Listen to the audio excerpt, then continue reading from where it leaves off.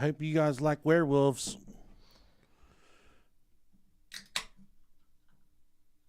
Hope you guys like big-bodied, cute boys. Girth still in your trunk? Oh, yeah, he is. He went on a field trip to work today. You get pulled over. They're like, sir, can you open the trunk? I absolutely will. Like, yes, I can. Yeah. How about this? I'll open up my trunk if you promise to open up your trunk. Like, officer, are you sure that's what you want me to do?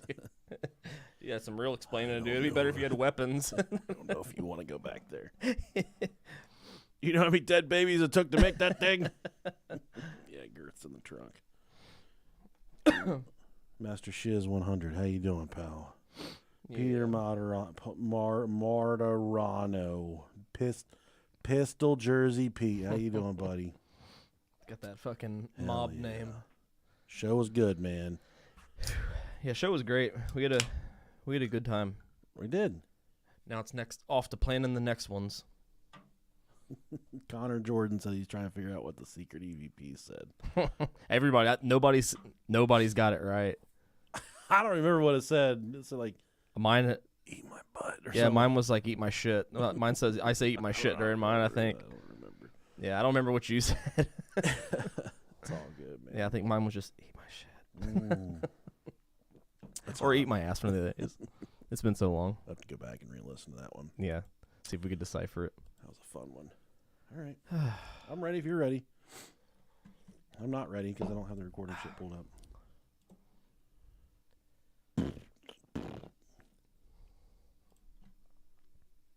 No. Yeah. Baby. Boots and cats. All right, I'm ready. Yep.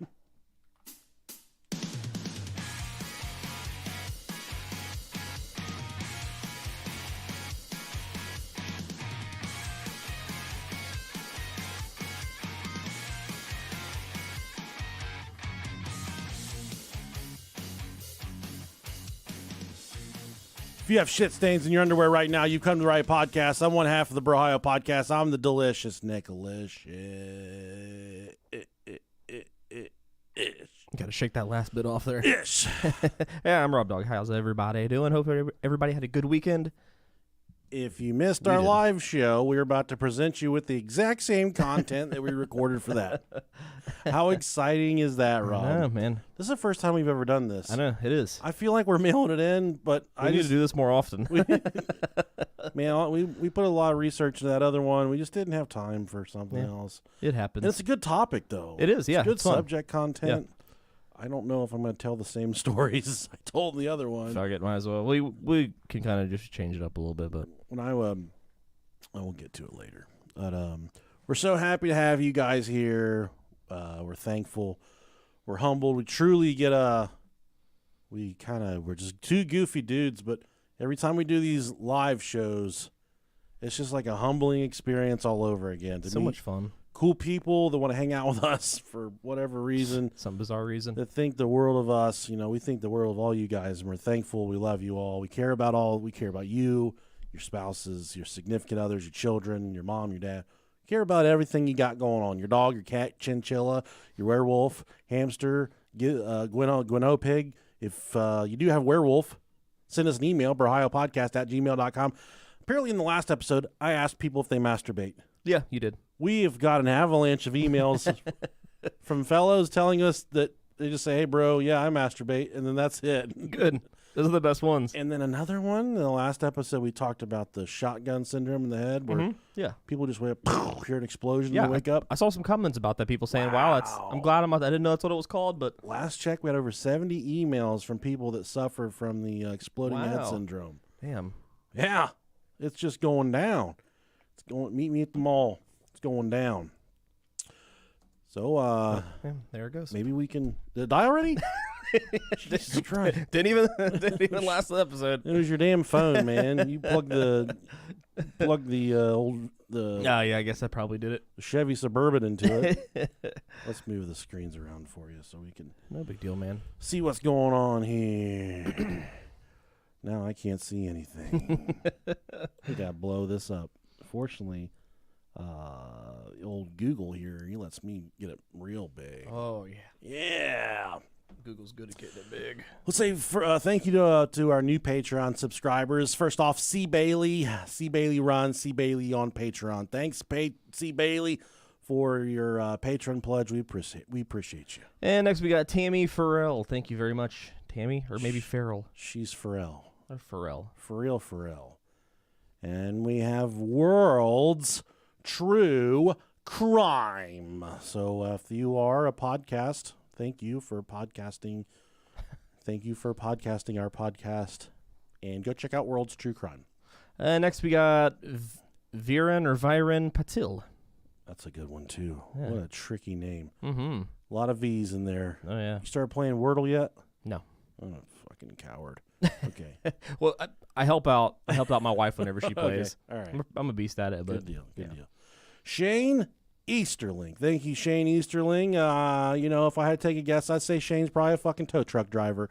Probably got a nasty, big old chew log in his mouth right now, just ready to spit it all over everybody. Swampy balls. Probably come on his next customer that he has to pick up with a truck. He's probably one of those repossession truck drivers. I love watching those guys on TikTok. Yeah. Those guys get it in. They go hard. You gotta hide from those guys sometimes. Yeah, you do. Park in the garage, babe. Julio Larios. Thank you very much, Julio. Oh, yeah. Julio, you'd get it for sure. Shayna Beckham. Is there an L in there? Nope, Beckham. Shayna Beckham. Like David. David Beckham. Speaking of celebrities, some nasty bitch shit in Johnny Depp's bed. We're hearing all about it. Man, what a shit show that is. Man, I don't even...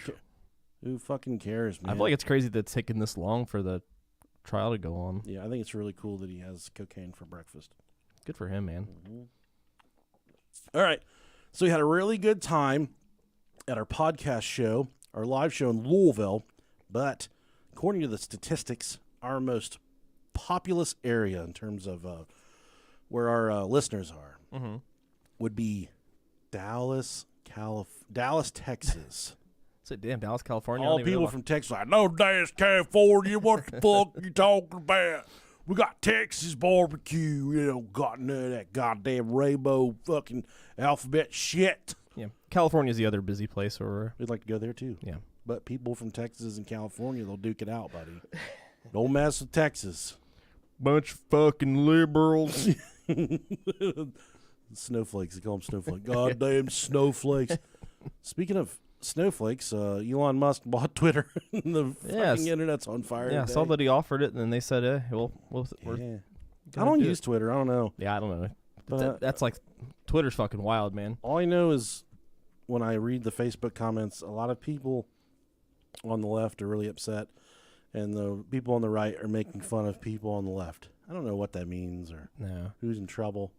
Yeah, it's Twitter's way too fucking busy for me, dog. It is, man. Try to follow. You can see literally everything anybody's liked, and like it'll pop up and you just cloud up your feed. And I'm like, fuck that. We follow a few people on Twitter, and one of them's Brickzilla. Mm-hmm. Got him a big old dick. So every time I get on Twitter, he's the only person on my Twitter feed that posts. So it's just infinite dicks of Brickzilla, and I still haven't turned it off. I mean, you gotta leave it that way. Yeah, just gotta leave it. All right. So if you're from Dallas, you're listening, and you think you would come, like if we did a pre-sale, you say, hey, I'm going to come. I put some socials up, and people comment and say, yeah, I would go to Dallas. But if you don't have social media and you're just listening to us, and you're from Dallas, send us an email, brohiopodcast@gmail.com, and say, hey, I'm from Texas. I would make the trip. We're looking at tentatively August 6th. Okay. For everyone listening, we are having it's going to be a motherfucker to find a venue. Mm-hmm. So if you know a place where we can seat 2 to 4 to 500 people. Million, 2 to 3 to 4 to 500 million people. Please reach out. brohiopodcast@gmail.com. If you're the one, you will get my phone number, and I'll be at your personal beck and call. You can get with me anytime you want. But we're just trying to find a venue in Dallas. Right now we're thinking of VFW because they got cheap drinks. Everything's cheap. They got hauls. They got scratch offs. Those can usually seat about 300, I believe. Yeah, and I think that if we find a venue that can only do 300, we would probably be looking at 2 shows, which is really exciting. A weekend. Make a weekend out of it. Yeah. And hopefully by then my fucking hole is all healed up. Your hole? Yeah. Like your asshole? Yep. Oh, okay. Got it tore out in the hotel room by Stacy over the weekend. She said, I'm taking that butthole. And I said, come and get this butthole. Girth wore you out. You know, we stayed across the room. Were we across the hall? Directly across from you. Yeah. Could you hear me in there like fucking Tarzan? No, man. I don't even remember falling asleep that night, so like yeah, I was out really fast. Do you remember the smell of White Castles? Because I bought those at the gas station. You showed them to me, and I was really jealous because we went to go pull in the parking lot, and then of White Castle, and that fucker was wrapped around the building. No obtainable food in Louisville at all. Yeah, it was rough late that night. We went to one place, and of course their kitchen was closed, so we had to go to White Castle, and their lime was wrapped around the building twice. Yeah, it was twice. So then Nick said, "Fuck it, we're going to the gas station and getting gas station hot dogs." I got an egg salad sandwich in a package. I love egg salad, dude. I do too. Egg salad's that shit. Makes you smell like you're dying, though. Oh, hold on. And then I was sad. I was walking. I got one of them big ass cheeseburgers, and I kept walking. They hit the freezer aisle, and they had 6-count White Castles with cheese. Yeah, buddy. And I said, "You're coming with me. You're taking your last ride." Heated them up, put them in there in the microwave for 2 minutes. Ate that with the egg salad. Jesus Christ. The next morning, I woke up. That's diabolical, man. She woke me up. She said, "Hey, I'm gonna walk to Starbucks. You want anything?" And I just went. And she went, "Oh my fucking God." She just left me there to die in my own poop. Singed your eyebrows. I was like, "My name's Bill Wilkins. I'm 73 years old, and I died in my own shit." I was laying there in my own poop like a fucking turtle on its back. Oh, shit. Slipping and sliding. It was a mudslide there in the white sheets of the jury. Oh, man. And then I smelled it. That wasn't even the worst part. I mean, the sound was uncanny. It was an unrivaled fart sound. But once the smell hit me... One of those good old-fashioned egg farts, dog. I don't like to be like that, because what if some dignitary, some politician, Mitch McConnell, he's from Kentucky, I'd probably fart on his fat jowls. But what if someone famous wanted to meet me there in Louisville and they said, "Let's get him here right now," and then I swing up and I'm farting fucking egg salad and White Castles. Just throwing heat. The whole way home, I kept on rolling the window down. She's like, "I fucking can." I just kept on going. You can't help it, man. She was so turned on, too. I could see, the seat was wet. Oh, man. Because I shit myself, so I made my seat wet. Yeah, naturally. All right. We got to do another local show, too, sometime soon. No, Dayton sucks. They can't even recognize who the best podcast is in Dayton, let alone, I'm ready for all the shows. Let's do them all. If you want us to come out for your bar mitzvah, circumcision of your youngest son, whatever you want, just let us know. Send us an email. All right, guys. Now we're on to the news article. It says police come 40 minutes after public masturbator dies. Damn, everybody's getting off in this. This is from Fox 11. Video shows a man exposing himself to a salon full of women getting away without being arrested. What happened here? Travis Rice live for us in Long Beach with the story. And that reporter's too good looking. He is. Alex, imagine their frustration. The police station is just 5 minutes down the That road. dude's dapper and as again, fuck. A salon full of gals left helpless, essentially, as some guy does something unsavory at the front door. He's just out there jacking off. He don't give a fuck, dude. Video shows the moments a man menaces employees at a Long Beach hair salon. Damn. Multitasking. All of my Multitasking. coworkers were sitting here at the table, and we were just minding our business. Comes in, asks for a haircut. Didn't quite get what he was trying to say. Headed out. He tried to get. I didn't hear that part. He tried to get a haircut first. And then he alphaed him. He walked out front and sat balls to the window in a lawn chair and jacked off for all the women inside the salon. Oh, our chair is man. right behind us.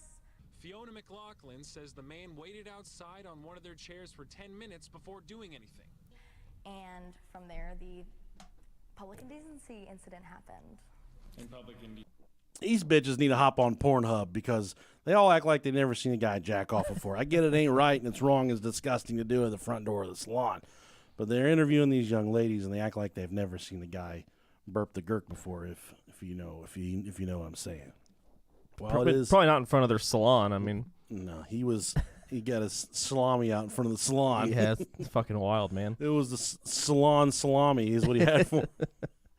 I feel bad for these little girls. They had to go through this. Not little girls. I mean, she looks like she's about 20. Probably smokes a lot of pot.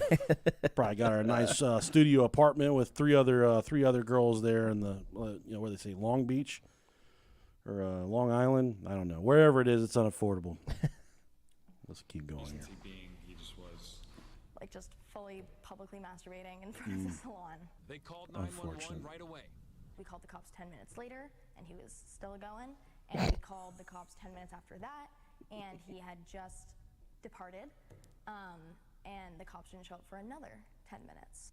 And I'm so angry right now. This is a salon owner. After Static Salon's hair owner, Rochelle Daniels, took to social media to vent about how her shop full of staff and clients had to deal with this. When talking to the police today, we get it. These calls come in all the time. This isn't a big deal to them, but to these guys on that day, that was something nobody's ever seen before.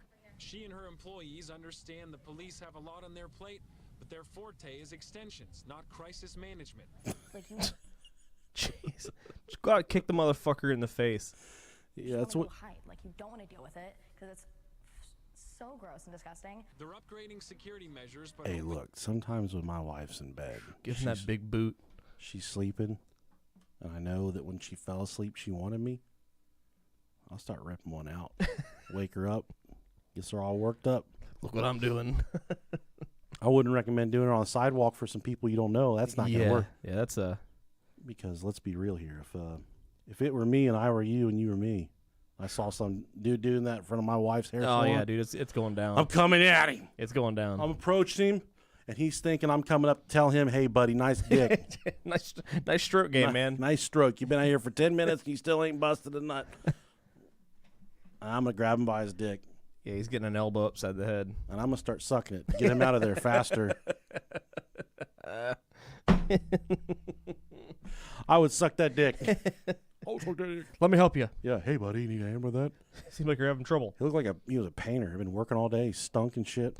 Yeah, dude, I definitely had to have some problems. People just will do anything nowadays. Doesn't matter. Doesn't matter who you are, where you're at, what you're doing. People are just nasty. It's a weird world, man. That was one thing they told me when I worked at the prison. They said, guys, the inmates will be jacking on the nurses. And I was like, what the fuck does that mean? And they hammered it home during our little training session. They said, if one of these dudes, he said, the guy that trained me, he said, don't ever write a guy a ticket for jacking off because that makes you a pussy. That makes you a pussy-ass bitch. If you see a dude jacking off on one of these nurses, you do what you got to do.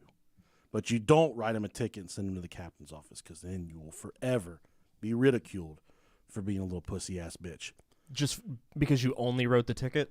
I guess because you wrote a ticket for it and you didn't you didn't defend the nurses. Gotcha. Okay. That makes sense. So it never happened to me. And then What if you did both? Sucked it in and sat on it. And then one night I was doing the pill rounds with a nurse, and they would take yarn and sneak it up through the food flap and then pull it down, and the food flap would flip open, and then we would slide their trays into them in isolation. Mm-hmm. And this dude's food flap popped open, and then he laid his dick on the food flap. While the nurse was coming around, he just started... Shut it. He started jacking. That's what I did, dude. Yeah. I fucking ran up, I grabbed it, and I slammed the food flap as hard as I left my feet. I looked like Dennis Rodman going up for a rebound trying to slam this food flap. I smashed his dick. He screamed, dude. And then I got him in his handcuffs, and I got him out of the cell. And I went in and I searched the cell, and he had, in isolation, they weren't allowed to hold on to food. Yeah. Because if they held on to food, it kind of made it seem like they're preparing for a riot or preparing for, a long standoff or something like that. So you didn't let them keep food. And he had a bunch of bags of baked beans and hot dogs, trash bags full of baked beans and hot dogs under his mattress, like big trash bags full. And I popped them all, saw all the fucking baked beans all over his cell. But this little lady, this nurse, she was appalled. Like, she's scared. She just started, Poor and it never thing. happened to her before. But it was pretty fucking sick, man. Yeah, man, you're gonna see way different shit than what you'd expect if you're a fucking nurse at a jail or a prison. You see some crazy shit. That guy had a really big pee-pee, too. That's what caught me off guard, because I always hated this guy, and I always kind of got into it with him, yelling at him and shit, and I always thought to myself, I'm like, that dude probably acts like that because he got a little-ass dick. You're right. And then he flopped it out on the food flap there. I'm like, God damn! God damn! Yeah, I don't have to worry about you being able to slam mine in the food flap. Yeah. Second my thing hit that cold metal of the food flap, it'd be like, nope. No, I thought he was sending a fucking summer sausage back, dude. This thing's not cooked all the way through. He just threw a t-shirt cannon up on the thing. Woo-wee. All right. Well, like I said, I don't know how the momentum and flow is going to be in this episode because we just covered this topic at the live show, but, we got to bring our stories to the masses. Yeah, got to get in when we can. This is too good of a story to just leave at a live show. We had to it was a fun one. share it with everyone. So, we're talking about the Richardson family murders, or the Canadian werewolf murders. It was a Canadian murder, so if you get the taste of maple syrup in your mouth, you'll know why. And while we will warn you, a kid dies in this. Well, we'll probably go full out on this episode. The live one a little different. There's a kid in this episode. He gets fucked up. Okay, Poor guy. just gonna warn you. Rest in peace to his little soul. Poor little dude. You got it. Shit happens in crime. A lot of people die in this. Well, 3 people. You guys are here for the crime, right? Yeah. You're not here for us. No. You're not here to talk to us. No. Now, you went to the Angel's Envy Distillery tour. I did. Yeah. How was that? It was great. Was it cool? Yeah, it was really nice. And really nice. And you got to taste the Angel's Envy rye. Yep. Got a bottle. How good is it? It's delightful. It's gonna sit on my shelf for a little bit. Yeah, gotta let everyone just see it. Yeah, I'm kind of scared to open it because I'm like, I don't want to. It was expensive, so I don't want to just sit there and just chug it. Did they have a lot of it? Oh yeah, Really? shit ton of it. Yeah, Can't get that shit anywhere around here, man. yeah. They had shelves of it. They had a lot of really cool stuff there. Yeah, I love Angel's Envy though. Me too. When I drink Angel's Envy, I get so tore out of the frame drunk that I can't do anything. Yeah, they did something really cool, which is what most stills that I've been to, whenever they do the tour, that they didn't do, and they had to do like three different bourbons. So they served you the normal one, and then they had the rye, and they were just plain. They weren't on the rocks or anything, and then they made you taste the first one, and then try to pull out the notes of what you get, and then they put an ice cube in it and gave you another one and showed you like how much that affects the taste. And then after that, they had you pair it with chocolate. Mm-hmm. So you'd eat a chocolate and then take a drink. Yeah. And we actually bought those chocolates that they Oh, had. really? Yeah. That And then good. and then we did the same thing with the rye. Yeah. And it was fucking great, man. Quite the experience. It was really cool. Yeah, it was really cool. Awesome. Okay, well, I guess you're still in the green, right? I think so, yeah. There we go. So the Richardsons were the definition of perfect family. Mark Richardson was described as someone who worked very hard for his family, did whatever it took to make sure they were well taken care of. Deborah Richardson had one of those personalities that lit up the room and rubbed off on everyone around her. It's the type of people we want to be. We had a guy at the beginning of the episode that was rubbing off on people, and people were really upset. Yeah, they didn't like that type of rubbing off. Now the couple met for the first time at a gym in 1990 in Ontario, Canada. Let me tell you something, Mean Gene. That's where I met a lot of my friends growing up, was at the fucking gym. Yeah. We would be out there pumping, and more's fitness world. Fitness is fun. More's fitness world. I forgot about that place. Yep, Moore's Nautilus. Yeah. Used to go there. That is the first time I saw an old man naked. It changes you, man. I've seen that picture going around the internet where there's a fucking old dude in the gym with his butt cheeks spread against the hairdryer. I would legit see old guys doing that shit at Moore's Fitness That's World. crazy, man. They would they would warm it up too. They'd hit that fucking hairdryer, and they'd start about 12 feet away from that bitch and spread their butt cheeks and then start penguin walking up to the air dryer. And let it go through its first cycle, and then the second cycle it's nice and hot.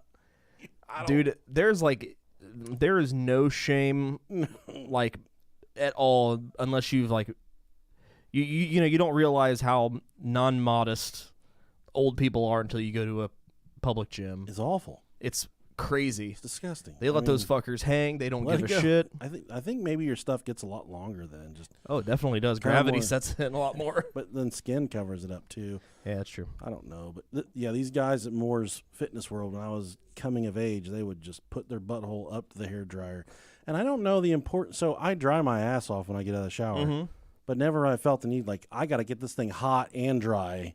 I got to get this thing super dry, or I'm going to have complications later on in the day. I've never had that. Yeah, I feel like with me, I feel like it'd be really like unadvisable because my ass is so hairy. I feel like it would just like throw it out. Yeah, like really gay. Yeah, and it would just be really inviting to someone who loves hair. Everyone in the locker room's like, "Hey, I'm getting that." Just a fight over my butt. That. And I did see dudes shoot steroids in the locker room there. Yeah, that was pretty fucking cool. I'm like, "Hey guys, let me get some of that." And they're like, "No, no need to change the needle, buddy." Yeah, I'll take that. That's good stuff right there.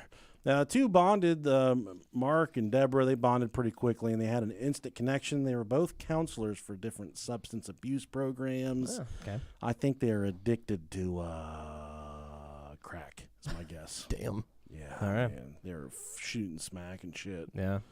But they were both hooked on the shit, but they both beat it, defeat it, got better, much like we've had a lot of people that listen to this show. You know, they kind of had a hard time with some substance abuse issues. They found the way out of the darkness, and they're still here with us. Mainly our dog T-Bone. He usually comes to the shows, man. I make out with him. I fuck him doggy style. I don't care. I hope our buddy T-Bone's doing all right. But Mark, earlier in his life, was part of a Canadian motorcycle gang. Oh, yeah. I don't know if what kind of Canadian motorcycle gangs there are. I think they have different chapters of the Hells Angels and the Outlaws in Canada and stuff like that. So it could have been a cool one. But, you know, most of the good motorcycle gangs, once you're in it, you don't really just, like, get out of it. You get stuck in there. It was the Maple Syrup Marauders. I saw a lot of people wearing colors, you know, motorcycle vests and shit in Kentucky. I saw a lot of guys wearing patches. I don't know if any of them were worth a shit. They might have been. I don't know, but I didn't see any of the ones that I knew. But I did see a lot of guys riding with a 3-piece with some shit. If you rode around my town like that with some motorcycle gang that no one's ever heard of, man, them boys come looking for you. They'll fuck your shit up. It's crazy. Yeah, it is. But it's a whole nother world. It is. Mark and Deborah, they did create a common bond there with the substance abuse, how they kind of beat it and defeat it and got over it, and they found the good and the bad. So that was quite impressive on their part. And this leads us to 1991, where the couple finally tied the knot. And just 2 years after getting married, they gave birth to their first child, Jasmine. Oh, So the other subject of this episode here. She's a real fucking cunt. Yeah. So the couple were crazy over their daughter. She had a beautiful smile just like her mother's, and she lit up the room as well just like her. Not long after Jasmine was born, Mark entered into the oil and gas industry. In other words, ka-ching, ka-ching. Make money, money, take money, money, money. But it wasn't the best money at first, but Mark knew that if he stuck with it, he could put his family in a good spot further down the road. See, look at him. He's a good guy. He's planning for everybody's future. Oh, yeah. Trying to make sure everyone's comfortable and, you know, eating as much maple syrup as they can. Not like my dad. He just fucking, I think he used to pee on me in the shower. Oh, yeah. Yeah, just didn't even care. Yeah. Let her rip. Yeah. Let her rip, Let her tater rip, chip. He just put them all over me. Yeah. Put the goo on me. Put the goo, God. He worked on gauges and instrumentation. There was boring. There was a serious boom in the oil and gas industry that took them from the Ontario area closer to the Alberta area. And once they made it to their new home in Ontario, Deborah and Mark gave They gave birth to a little baby boy named Jacob. That took them from the Ontario area, but closer to Alberta. But then they got a new home in Ontario? No. Is that wrong? That's a typo. Okay. Once they made their new home in Alberta, Yeah. there we go. Deborah and Mark gave birth to a little boy named Jacob. Now, That's Swahili for Jacob. oh, it's Jacob. I'm sorry. Yeah. Jacob was the final missing piece to their perfect little family. He was born in 1998, and from the moment that Jacob was born, he shared an unbreakable bond with his sister Jasmine. They never fought. They always played together, and Jacob leaned on his older sister for everything. Lots of people close to the family talked about how the parents would go without and really not spend any money on themselves just to make sure that the kids had everything that they possibly could have wanted. You know, this is kind of candid. Mm-hmm. You ever lean on your sister for anything? No. Oh, nothing? Nope. Never, like, by accident leaned on her? Or No. kind of got a pretty sister. I didn't know if...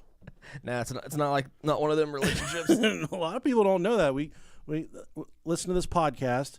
You got a brother. He's a bastard. He's an asshole. The worst. I love the guy, but he's the worst. He's like me. He's he's wild. He's crazy. He's lovable worst. Mm-hmm. But you have a sister. She's I do. very attractive. Yeah, she's Very pretty young lady. pretty cool. I've never really talked to her that much. Like I remember when we were little, she Yeah. was always afraid of me. That's because I was a scary fat kid. But I remember, she was around a lot when we were little. Yeah, she lives in a different state now, so it's like we don't get to see her that often, but That's all right. Yeah. Shit happens, man. I know. The Richardsons would take their children to an Anglican Christian church that's more of a European style of Christianity. So it's kind of like they almost want to be Catholic, but they still want to be Christian. And, when I was kind of kicking around if we were going to run this episode tonight, Yep. I started getting into research on how the dinosaurs died and all the alternate theories of how dinosaurs died. I'm about that. So I didn't know if, and I was like, I don't know if people want to hear that or not. Oh, dude, I fuck with dinosaurs, man. But dude, when we do that episode, we might do that one next. But Hell yeah. when we do that episode, I'll tell this story again. But I remember, dude, and this is the craziest thing. From about the age from preschool to senior year, there's nothing that escapes my memory. I remember every day of my life. It's crazy. Not like date. Like, what were you doing in August 6, 1998? I don't remember it like that. But Yeah. the milestones of my life and all the... Sorry, I'm about to vomit. Nah, man, you're good. All the, all the birthday parties and hanging out with friends. I remember all that. I remember, like, the first time we made Fruit Loop necklaces in kindergarten. That's crazy. She came around and she said, "Where's all your Fruit Loops at?" And I said, Sorry. I was hungry. You know where I'm at. You know where you're working, what you're working with me. But yeah, I ate the fucking Fruit Loops. But hang on. I just thought about this yesterday, and I don't want to lose this thought. Mm-hmm. When we were younger, elementary school age, so you said that we would do weird shit like make Fruit Loop necklaces. Yeah. Why the fuck did they teach us how to square dance? What point? What is the point of that? I remember what song we learned to square dance to. I remember there was two of them. One of them was Boot, Scoot, and Boogie. It was, yeah. Yeah. Oh, Cadillac, Blackjack, calling in to get your titties in my mouth. Is there really that much of a want and a need for people to...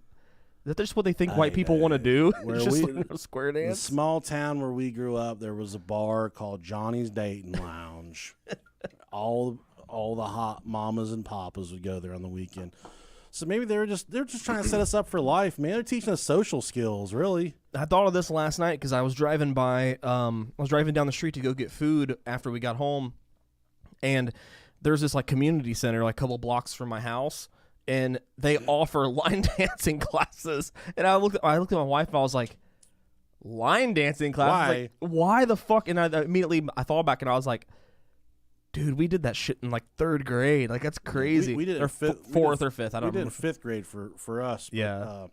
So weird. Just teaching you social skills, dog. I mean, Man, trying to set you up for later in life. God, America's so weird. It is really fun. Especially where I don't know if everybody does that, but But I dare my wife to pull up on me and be like, bet you can't square dance. And I'd be like, hit it, boys. Oh, Cadillac, Blackjack. all of a sudden a band just chimes in with a steel guitar. And you're like, holy shit.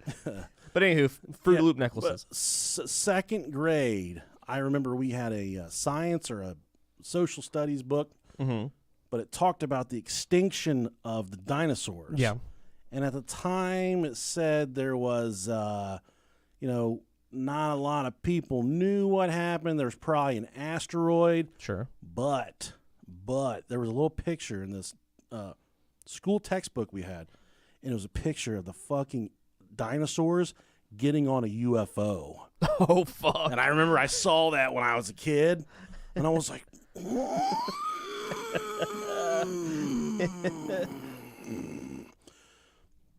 you didn't quite hear about UFOs as much as you do now because we didn't have social media and stuff. Yeah. The only times that I'd heard about UFOs was on Unsolved Mysteries. I do remember that as well.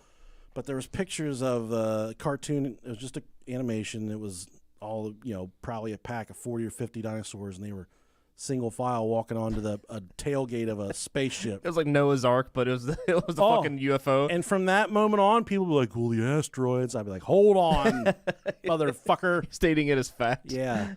Actually, I've got photographic evidence that they were picked up by the aliens. That's so great. And to this day, it's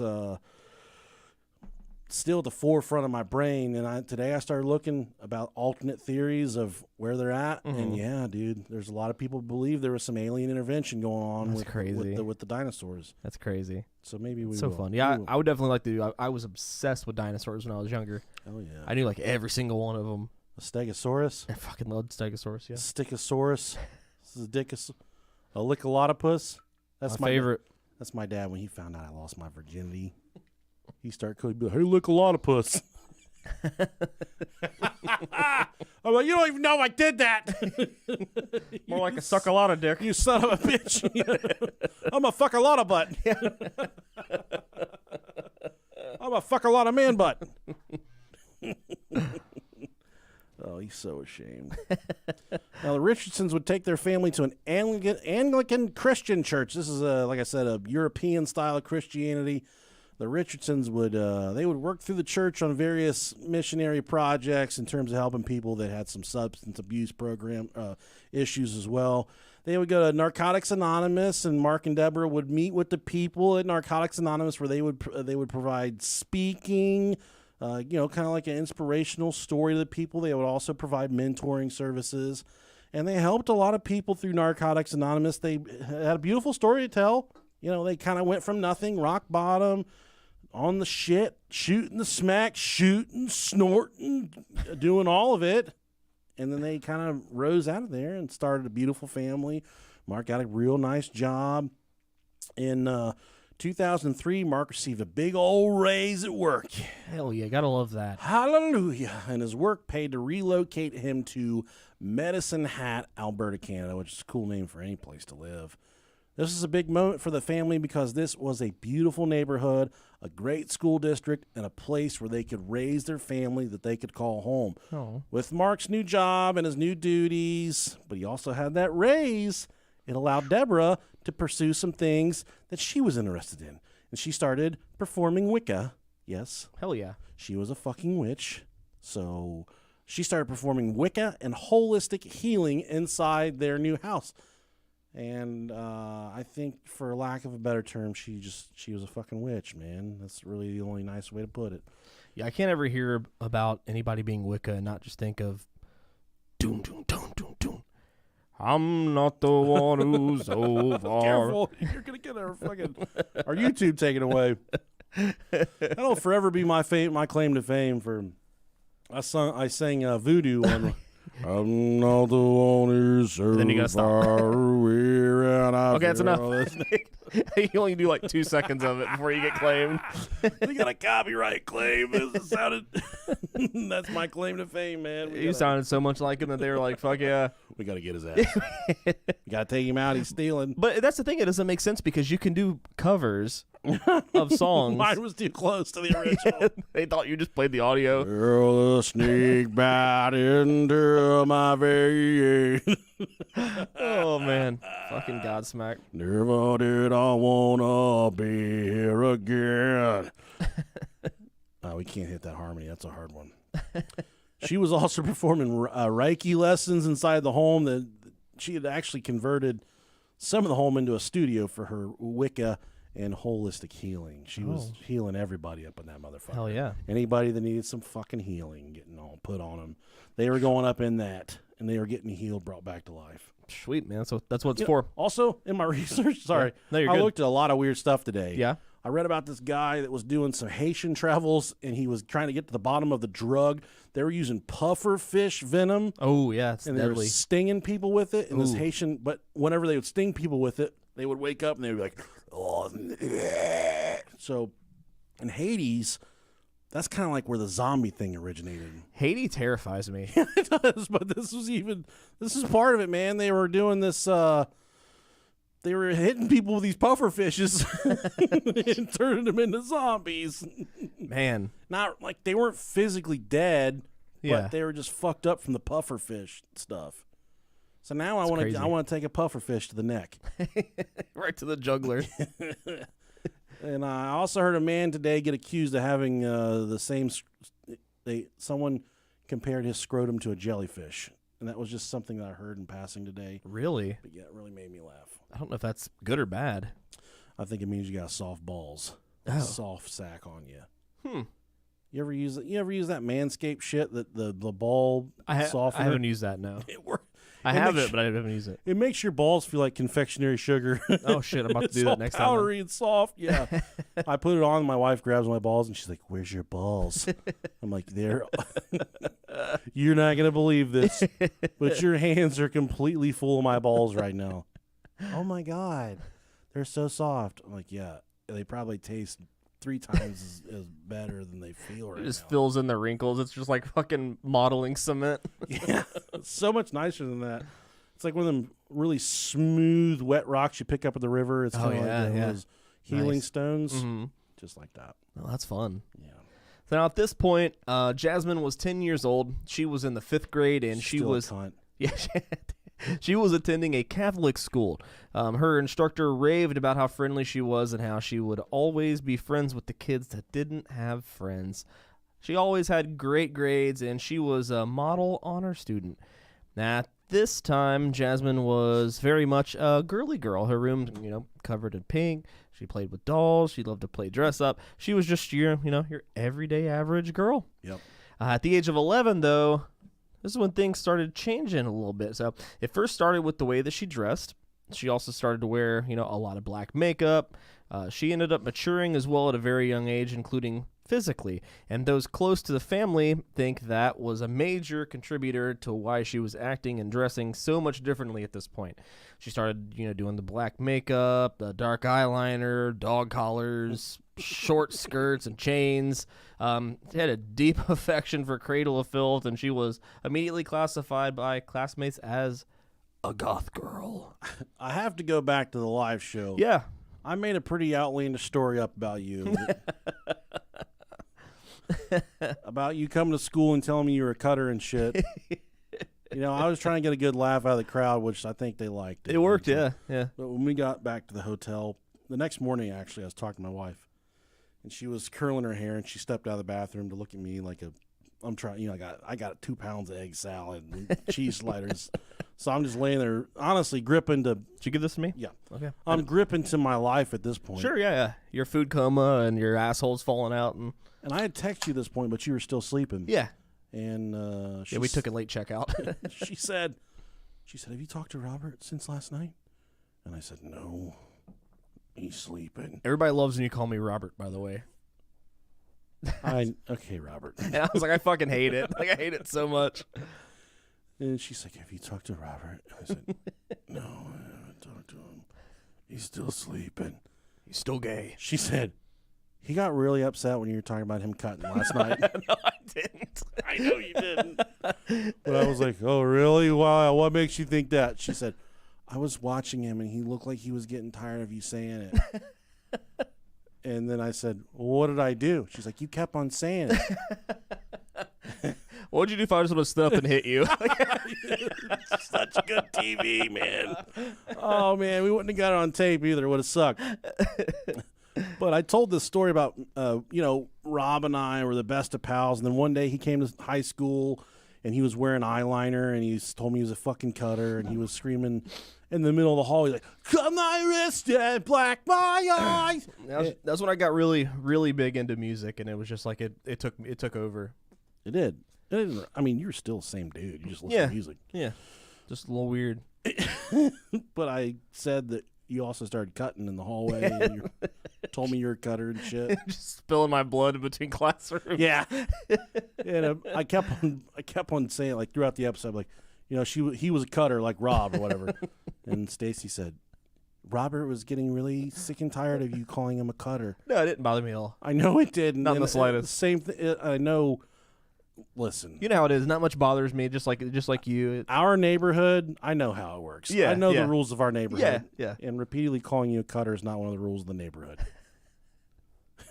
Because I would expect you'd be like, well, yeah, you could probably be a cutter too. You probably fucking bleed gravy, you fat bitch. I know how it works. Oh man, yeah, I was good, man. Yeah, I knew it, but it was just funny how she's like, have you talked to him? Because I know he's Dude, mad. You're so worried about me. That's so sweet and so nice. I'm going to tell her when I go to bed tonight, I'm like, he came downstairs and he told me he wanted to talk. You should say he was so mad at me. He didn't even want to do the episode with me unless I promised not to accuse him of being a cutter. Oh, man. So naturally, I cut the cheek. I farted. I get really nervous bowels. Around this time was a very busy time on the internet. Jasmine started to invest a lot of time in MySpace, Nexopia, and VampireFreaks.com. That's why I said whenever at the live show, I was like, you know what? I did my fair share of time on MySpace, but I'd never heard of those other two. Of course, I didn't hear Vampire Freaks. I wasn't a vampire, but Nexopia. What the fuck is that? I'm looking it up. Yeah, I don't know. I'm probably gonna get the biggest fucking wiener right in our face right now. I was just a seeny weenie growing up and just loved all the emo bands. Nexopia! Oh my god, look at all the hair swoops. Holy shit, this is so dated. This is great. This thing is stuck in time. Oh my god, this is a time capsule. Oh, it's an adults only section. Gotta get the fuck out of here. Oh god. Yeah, you got a Nexopia. Looks like you could That's definitely scary. get an underage date. Yeah, I was gonna say there might be CP there. We need to get back the fuck out. You don't need to be doing that shit. Yeah. Now, she had all of these websites at her disposal, and this is the time the internet was blowing up, man. Your MySpace, you'd make the pictures on the side, and Oh yeah. you set your tunes. We all just want to be a big rock star, living now time after being 15 call. The girls come easy and the drugs come cheap, cause Rob is a cutter, but he ain't about down. I'd always make my songs the scariest fucking thing so that nobody come over to my page. They click on it, and all of a sudden you just hear fucking blast beats and Batcher, mushroom, batcher. She lied on these sites and claimed to be 15 years old. I am 15 years old. I used to do that in chat rooms. Just lie to people. Yeah. Even though she was really only 11 or 12 years old. If the sudden change of how she looked and dressed, because she sprouted, her assets kind of early on in her life. And that's what people said. That's kind of why she started to do things that are a little beyond her age would allow, because her body developed a lot faster than her classmates. Mm-hmm. I had some big old titties in the 7th grade too, so it's easy for me to. I sympathize with her on this one. If the sudden change of how she looked and dressed was not alarming enough, her usernames on these sites told a similar tale. Her one username was Runaway Devil, or pronounced Runaway Devil, and then x.killerkittyx. So x.killerkittyx. That's so edgy, man. It was super edgy. Really. Gotta love the X's. She described herself as a nocturnal Wiccan, and she had an affection for hatchets. Stab. I said that at the live show. That's such a fucking juggalo thing. It is. Serial killers, blood, and anatomy.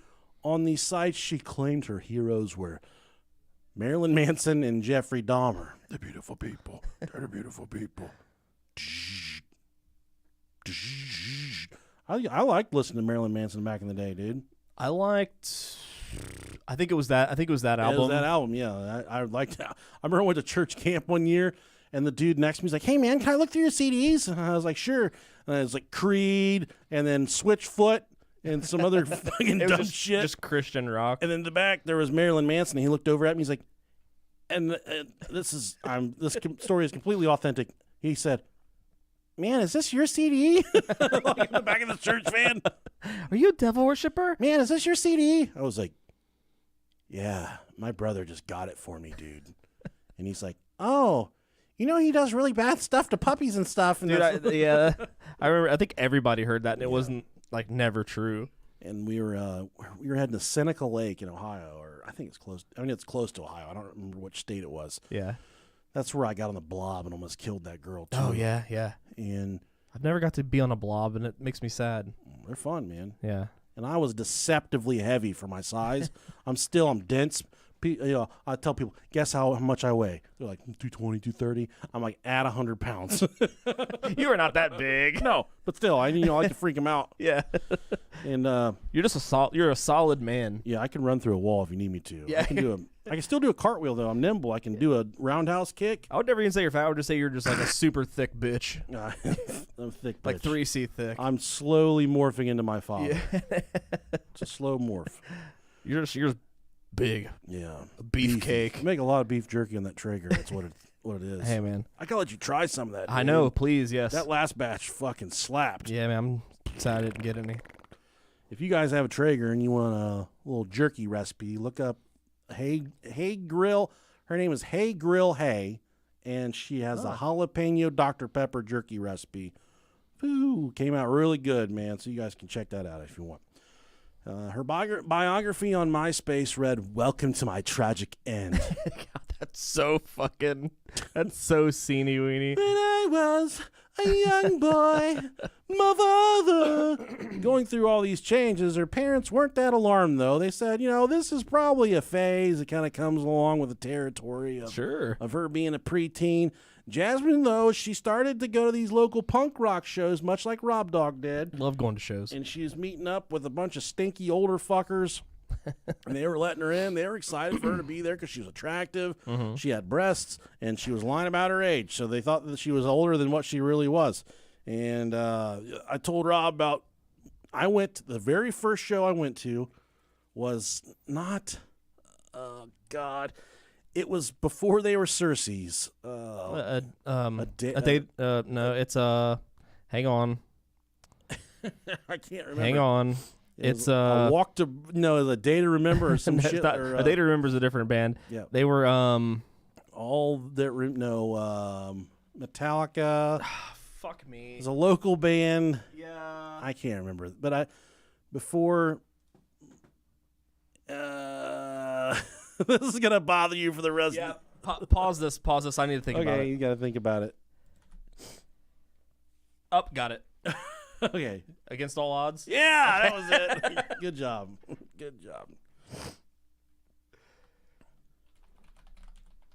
Let's save it. Okay, 1, 2, 3. It was Against All Odds. Yeah, I had to think about that. That was the first show I ever went to. It was the only show I ever went to. Right. Because you guys were getting down on that shit. You're like, it fucking rocks. And yeah. I didn't know what I was doing. And I opened up my closet, and I didn't have any shirts that fit the scene, but I did have a blue shirt with Alf standing on it. Just, the fucking cat-eating, furry fucking alien. Mm-hmm. Yeah. And I wore that, and I didn't have any problems. I went to the bar. They had a bar there at the Knights of Columbus. I think it was the Knights of Columbus on Burkhart. Yep, on Burkhart, yep. And my favorite place. I saw so many fucking good. I literally lived there for years. Yeah, I saw so many shows. I got a bag of pretzels and a Coke.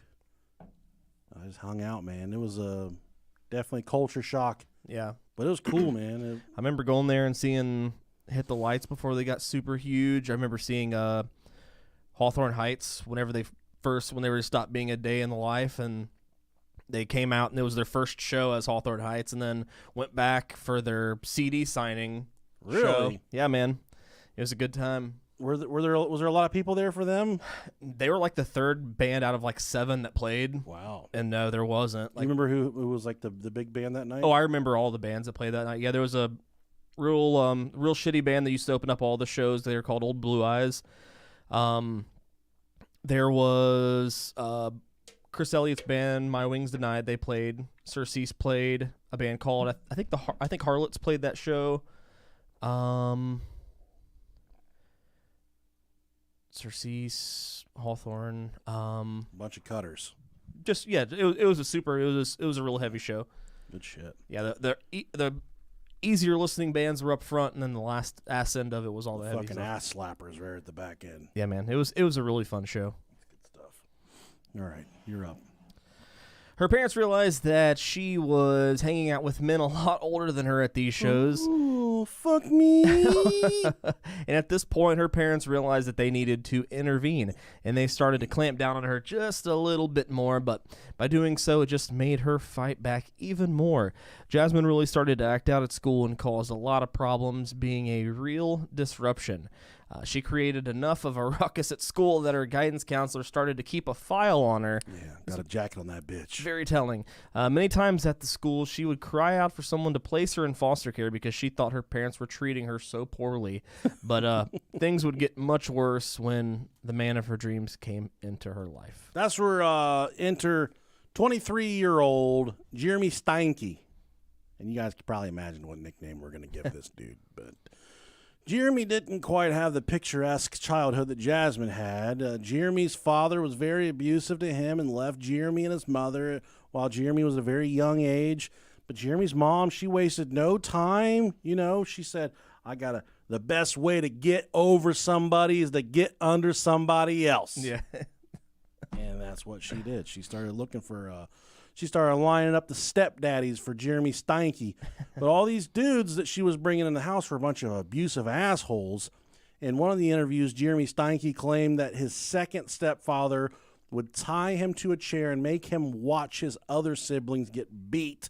His third stepfather was probably the worst, though. During one incident, the stepfather believed Jimmy was acting up, so he took Jimmy's head and he slammed it in a deep freezer. Oh, shit. Yeah, gave him that old cold 1-2. So I just thought about it, and it was probably Silent Set It All that you saw.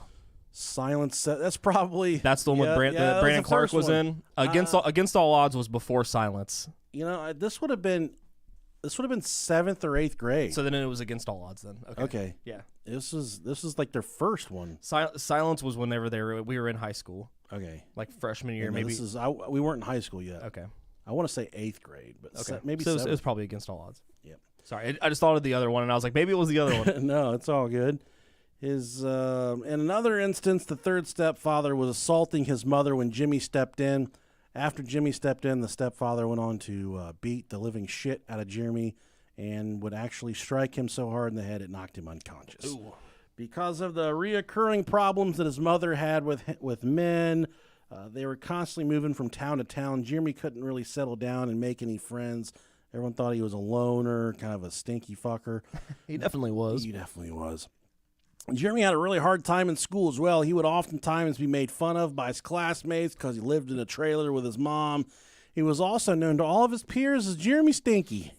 It doesn't get much worse than that unless maybe, your nickname was Dickless Nicholas. I could see that being a little worse than Jeremy Stinky. Yeah, I remember saying at the show, he looked like he was in his, early 20s? He was 23. 23, but at this time he looked like exactly how Flea from Red Hot Chili Peppers looks right now. So he looked really old. Yeah, he looked just like Flea. His classmates would often bully him about his living situation as well. Jeremy was diagnosed with ADHD, and it was believed that he also suffered from fetal alcohol syndrome. Explains why his eyeballs were on his temples. Oh, you would, hey, sweetie, would you like to have a diaper party? Yeah, as soon as I'm done with this bottle of vodka, I'll try to give this baby something to swim around in. Oh, man. Grandma, she liked to drink whenever she was pregnant. Granny would, vodka, rum, Bush Light. Bush Latte, as she likes to call it. She would partake in all of it. So people make fun of you for being weird. Your classmates think you stink. They think you fucking suck because you live in a trailer. Oh, man. I'd never wanted to be the stinky kid. No, I didn't. It's like the worst. And we had one friend that was kind of in our group. Uh-huh. And he fucking stunk, man. Yeah. and he always stunk, and I always had to wrestle him, and I get so mad. I just want to beat the fuck out of this kid because he stunk. Oh, and I'm like, why do people think, why are you popular? Why do people like you? What do people see in you? I mean, he was really nice, a sweet guy, but he fucking stunk to high hell. And I just thought, what do people see in you for, being a nice guy and shit? That doesn't mean anything. You just got to be able to smell good. That's half the battle right there. I'm sure I know who you're talking about, but I can't think of who it is. Yeah, I'll tell you. You tell me, later. But no, he was super incredible dude, but he always stunk. I never had the heart to tell him, but I was kind of, at one point, we were kind of inseparable, and I think he worked the stinkiness out. Some people just, yeah. Have a natural odor. Yeah, especially whenever you're like, at that age, yeah, man. And sometimes you just get nose blind to it. Blind. If you stink enough, your nose just like stops telling you smell like shit. There was this kid on our bus. He stunk really fucking bad all the time. Yeah. But he was a dumb bitch too. He was always really mean, and he would always like steal your stuff out of your backpack. Oh fuck. But yeah, he was. His name was Terry, and every time he'd get on the bus, we'd say, "Terry Berry, suck my Harry." I remember saying that to him. And then he had a sister who was just as nasty as he was, and she would always call us fucking bitches and talk shit. Oh, yeah, she's classy. Yeah, she was classy. But I remember that was the first time I told a girl that her pussy stunk, and I didn't even know what She's probably like, how do you know? I didn't know what a pussy was. I just remember hearing my cousin say it to somebody, and it pissed him off really bad. You fucking went for the juggler. I knew what a vagina was, I think. Yeah. But I remember my dad would always call it a monkey, so I wasn't quite sure if they were the same. No, that's like pussy from the 80s. You call those monkeys. Yeah, but dude, like 5th or 6th grade, I was like, man, your pussy stinks. She had like a shaggy bowl cut too.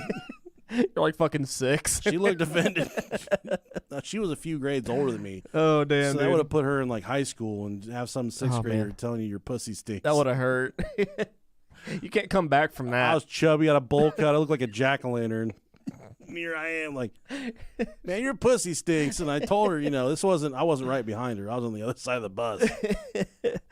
Oh, fuck, that's so good. Wonder how that kid's doing. Sister's probably still a bitch. Pussy probably still stinks. Yeah, it does. I don't know, but I could never confirm. I would assume. Mine smelled like cotton candy and unicorn farts. I don't know, but that day, probably 1997. It just felt right saying it in the moment. I called her old ham earlier in the day. Oh, yeah, old ham. Didn't work. Yeah. And then she got snappy with me, and I said, your pussy stinks. I don't remember who it was, but I specifically remember in middle school there was a girl we used to call Old Cheese. Jesus Christ, I remember it too. And then you even asked the French teacher how to say old cheese and Vieille fromage. Yes. How to say it in French, and she told us. The girl was in the class with us. It's so funny that you remember that. The worst human in the entire world. How do you say old cheese? She told us. Vieille fromage. And everybody would walk around and just go Vieille fromage. I looked at, yeah. God. We fucking sucked. Oh my God. I need to go find her and apologize, honestly. Old cheese. Because the girl that I called Old Cheese, she was a sweetheart. She just stunk. She was sweet. Oh, man. We were all poor in that neighborhood. Yeah, so yeah. A bunch of poor kids making fun of each There's other. a lot of stinky kids. Yeah, there was like, our whole school was surrounded by trailer parks. We turned out fine. Vieille fromage. Man, so we went out to eat on Sunday before we went home, or before we went to the what just happened reminded me of it. Before we went to the distillery. Yep. I legit did a fucking spit take in a restaurant. We we were waiting to be seated, and we were sitting right by the door. So they have a main door, and then they have like the revolving doors. Yeah. And this these two people were leaving, and as they were leaving, they were in the same party, but they both went to opposite sides of the revolving door, and they tried to push at the same time. And the one person got stuck in the door as the other person was pushing it. And dude, it was right when I took a drink, and I spit my beer all over my wife. I was like, and it fucking went. I felt so bad, and I was like, holy shit, that's like I think the first time I've ever actually did a spit take. Yeah. I always, the revolving doors, you're supposed to go one at a time. Yeah. I always double it up and hop in there with my wife, and I start grabbing her privates and stuff. Can't get away. No, she can't get away. And then if she starts rattling the bitch around, it just stops, and then we're locked in there in a little slice of pie together. Nothing she can do about it. We do that thing where we like to bounce in the elevator. Me and Jason do that all the time whenever we're in the that's elevator. Just shake the whole fucker. Never forget last time we were there, and I ripped that fart on the elevator, and he's afraid of farts. Oh, man, that was rough. He almost killed me. Yeah, that was rough. I got a divorce that day. She came back. So there's a lot of things Jeremy could do to change. He could just not be weird. But he actually did quite the opposite. He actually tried to convince his classmates that he was a 300-year-old werewolf. Fuck yeah.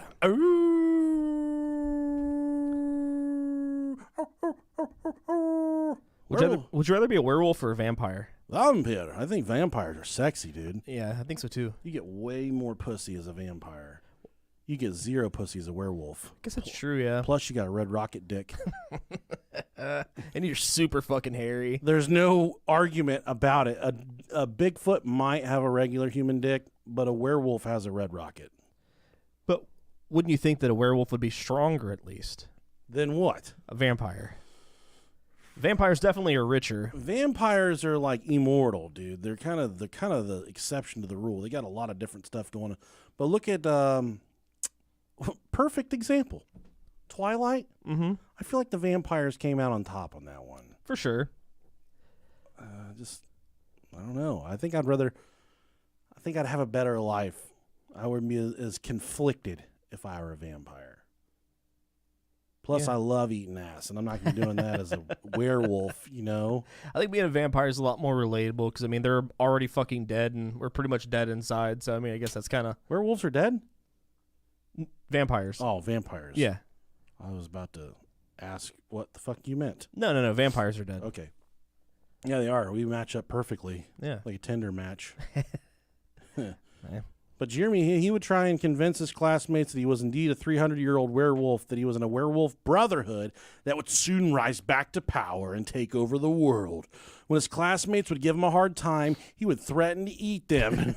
Dude, he got made fun of so Yeah, bad. he There's did. no way he didn't. For sure.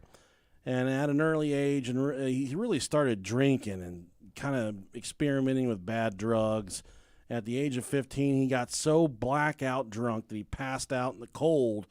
And he did live in Canada, and this was during the winter, so it had to be, a fucking negative 30 degrees out. But he did pass out, and he got so cold that he had to be taken to the hospital for hypothermia. Oops.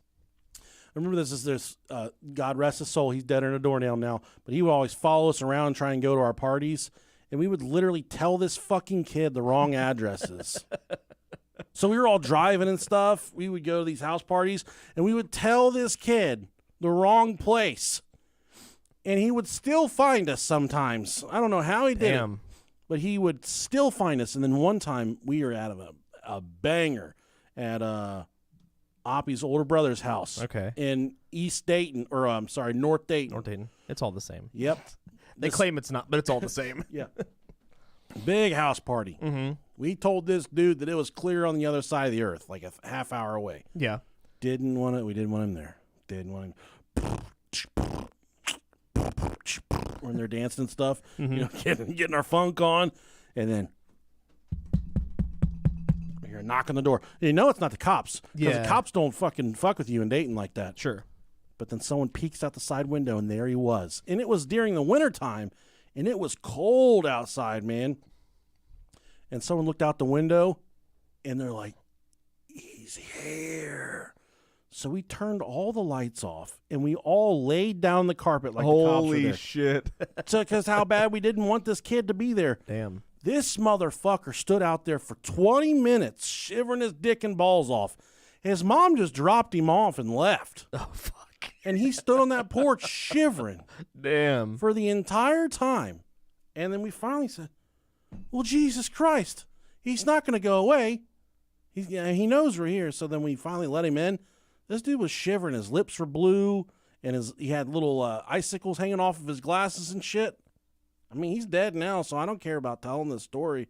Is it Glenn? Yeah, it's Glenn. Okay, I He was figured. awful. But he went on to. I think he went on to rape somebody too. I think it was a kid, wasn't it? Yep, and he did some of that shit. So Yeah. Fuck him. Good riddance. I remember I got in trouble. He was super short. I remember I got in trouble during I think it was a high school practice, or maybe it was middle school, because he went to tackle me and I jumped over him. Yeah, it was high school. I remember it. It was Butch McPherson. It was McPherson. Yeah, he cussed me out because he was like, "You fucking see this?" And he pulled up his shirt and he had a scar on his stomach. He was like, "That's what happened to me when I jumped over someone." He was also in Vietnam, so don't let him try that funny shit on you. Such a good dude. He was, man. He's something else. I fucking hurdled his ass. Yeah. Like, nope, not today, bitch. God rest Glenn's little soul. Jeremy would oftentimes attempt to harm himself as well. He was a cutter, like Robert. In the 10th grade, Jeremy Steinke moved out of his mother's house and dropped out of school. He bounced around a lot at different low-paying jobs trying to make ends meet, but he couldn't quite string things together. This forced him to move back home into his mother's majestic trailer. Not that there's anything wrong with living in a trailer, but he got made fun of in this story. At the age of 22, I'd actually fuck in a trailer if I had to, for sure. At the age of 22, he performed an overhaul of the way he looked. He started to dress in all black, and he took on a kind of a gothic persona.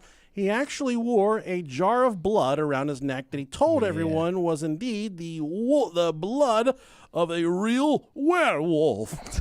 This made him very popular with the local high school girls.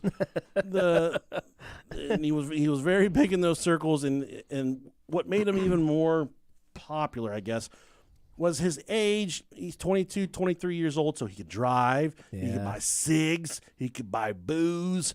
And all the little pre-teenies and the teeny boppers, they love Jeremy Steinke for that, because they're like, there's this fucking dude that listens to Cradle of fucking filth. They're so bad. And he's a werewolf too. Oh, fuck. Can you give him an oh, fuck? Thank you. Oh, fuck. It's fucking Jeremy Steinke. Oh. Get in before the sun goes down. I'm a werewolf. It's a fucking full moon. Get inside. I want to see a werewolf do it doggy style. I think that'd be really cool to watch, because they don't just howls. They just stay on their back legs and smash it to pieces.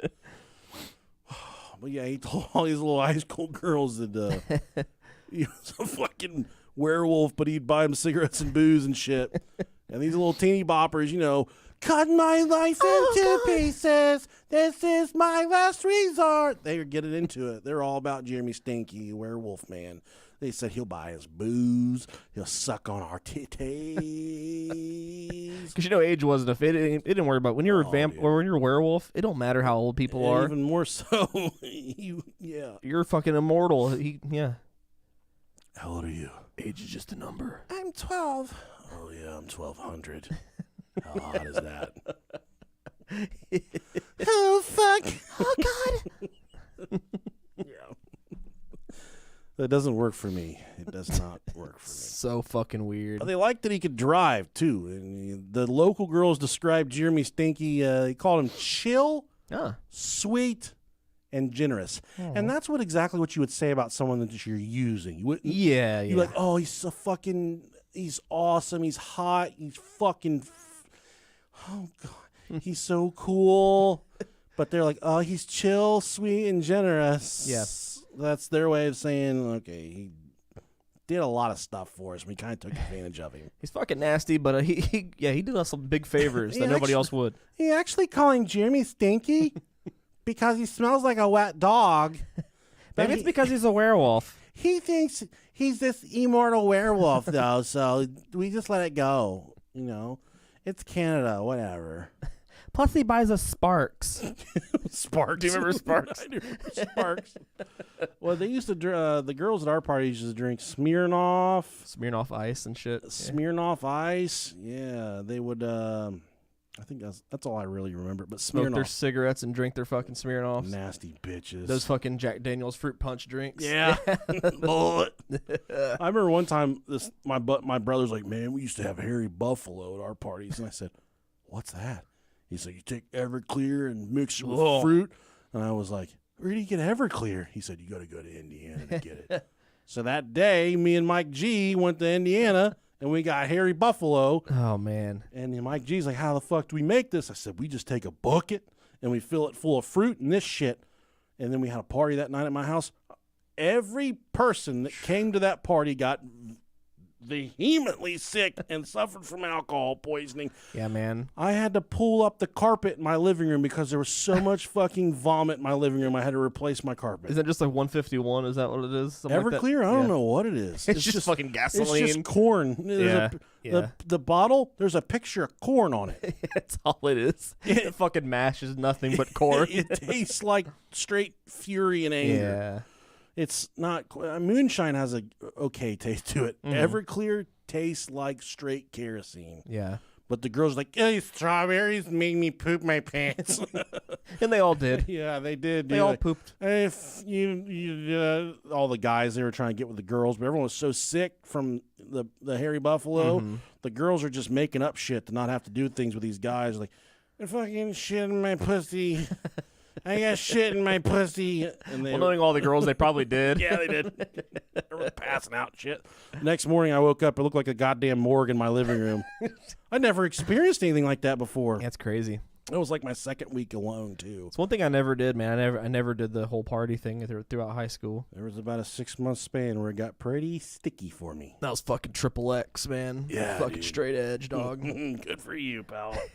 And finally I realized, what the fuck is wrong with me? Like, do I think I'm not going to drink when I get 21? Like, I'm fucking retarded. Yeah. So I was like, yeah, no, never mind. I'm good. Knock it out. So anyway, it takes us to 2006. Jasmine attended a local punk rock show with her friend Casey. Casey had an existing relationship with Jeremy Stinky Butt.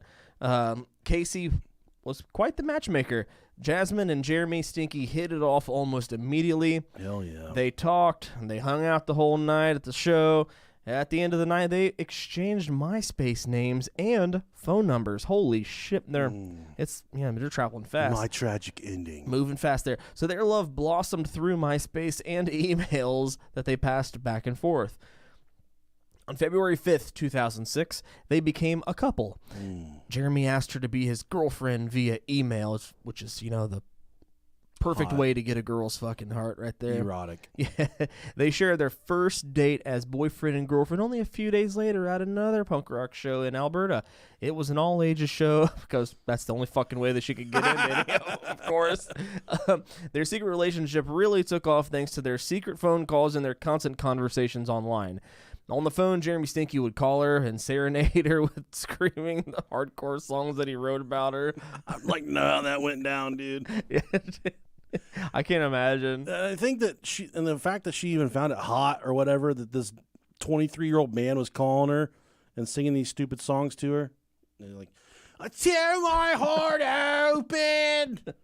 I sew myself shut. My weakness is I don't come enough. I wish I could hear the shit that he was singing to her. It'd be fucking great. On Monday, I'm waiting. On Tuesday, I'm fading in your arms. That was a weird time for music. The song was a bop, though. It was. That song was a fucking All bop, those songs man. are bops, man. Yeah. So Jasmine was quoted as saying, "He was really romantic. He told me he loved me all the time. I was falling in love with him." Jasmine started sneaking out of the house to spend time with Jeremy. One night, Jasmine's parents were headed out of town and tasked Jasmine with babysitting her younger brother, Jacob. Oh, hell no. Now, not long after her parents left, Jasmine left Jacob at home alone to go to the gas station to hang out with the friend. She didn't even go to hang out with the stinky werewolf. She just went with one of her girlfriends. Man, I don't think I've ever went in my bike. I'm going to fucking go hang out at a gas station. I'm going to the gas station. Yeah. So not long after her parents left, Jasmine left Jacob at home alone to go to the gas station. Okay, there you go. Sorry. Read the same thing again twice. Jacob dimed her out as soon as she left, calling his parents. At this point, her parents came home. She was grounded and had her computer taken away.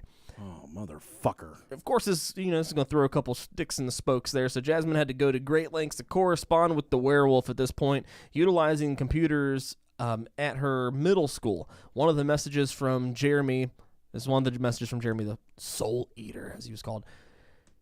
You were a sight for sore eyes, and I miss you more than killing people. Can we get together and kill people together? That's so cringy. Juvenile. Just yeah, like you're a fucking grown-ass man, bro. And then she says, killing people sounds like fun, and yes, we shall. I miss you to a large, large amount that cannot be contained in mere words. I love you.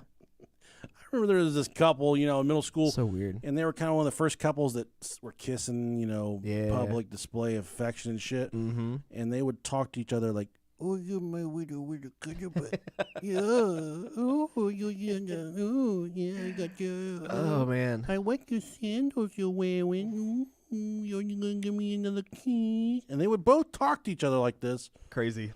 And then finally, one day, I snapped and I said, "What the fuck are you guys talking to each other like that for? It's disgusting." And they're like, "Well, we're in love." And I was like, "You guys really think you're gonna be together forever? You think you're gonna get married?" And they're like, "Yeah, we do." And I said, "You're fucking high." But it's so funny how stupid you are when you're young. no, they got married. Oh, I know who it is then. Yeah, they got married. Yeah. Those sons of bitches. Yeah, it has to be who I think it is. They showed my ass. They got me way back then. Damn it. I said, "You motherfuckers think you're getting married?" That's what I yelled at. And she's like, "Yeah, we do." And he's like, "Yeah, I think we are." And I said, "There's no fucking way." I was a trailblazer. I knew this shit wasn't going to happen. But they proved my ass wrong. Man. They got me. That's crazy. We should burn their house down tonight just to prove a point. We may have been wrong about that, but we're right about this. You're going to need some insurance, bitch. To show his deep love for Jasmine, Jeremy Stinky Werewolf actually presented her with a vial of his own blood for her to wear around her neck. Would you give me a vial of your blood? So na na na na na na, kiss the girl. I'll give you a vial of mine. You can just have a vial of AIDS around your neck. Why don't we just take a little nick of foreskin off of our penises Oh, that'd be fun. and trade it? I do have some extra skin there. I do have a spot where they definitely didn't cut it short. Yeah. Well, I wish there was like a barber for foreskin where you could go like, "Hey man, they didn't take enough off. Take a little off the top. Yeah, I need a low fade, taper. I need to take about a one around the ears. Please, we're not going to do the straight razor today." My dick's just all head. They took mine too low. My dick looks like a soft pretzel, like one that's all twisted up and stuff. It's fucking mangled. Yeah. Like a pig dick. Like a pig dick, yeah. Jasmine's parents started doing some digging around, and they were looking through her computer, which is illegal. Yeah. At this point, what they found in her computer, they completely banned her from any internet activity. And Ooh. after they kind of saw that she was corresponding back and forth with some boy, little did they know that it was 23-year-old Jeremy. They just knew that she had a boyfriend, but then they set up therapy for her and her parents. And actually, through the therapy, they said, "You know what? Jasmine started to do a lot better. She's starting to make some progress here. She's doing good things." And they noticed a huge change in Jasmine.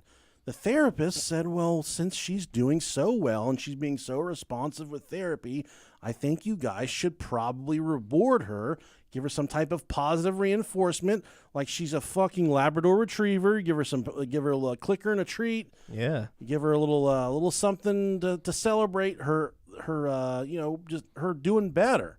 So the parents, they thought, "Oh, we got a great idea. We know just what she'll like to do." They thought it'd be a really nice idea to allow her to go to a punk rock show.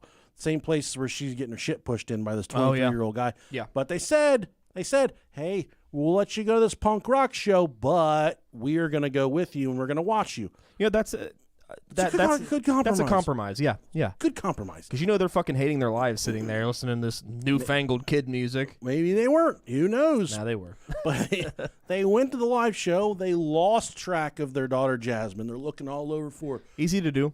Jasmine! Jasmine! They're yelling for her all over this place.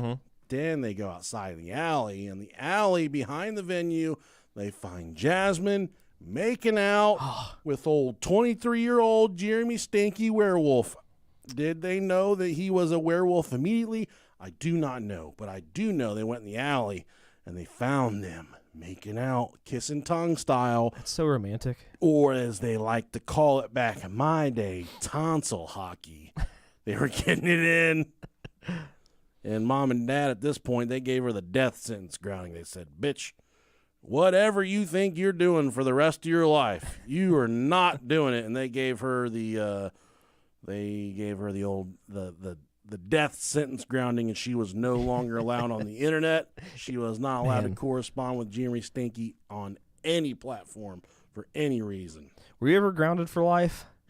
For life? Yeah. So I had a couple bad groundings. I told the story at the live show where my first internet grounding, and I'll tell. We had a printer. We just got internet, and Sable just came out as the Playboy centerfold. Yep. And I printed it out, and it took all night to print it out. My mom found the printout of Naked Sable before I woke up. She came in my bedroom. She's like, "What is this?" And she's holding it up at me, and I just woke up, and I was staring at it. I went, "Ew!"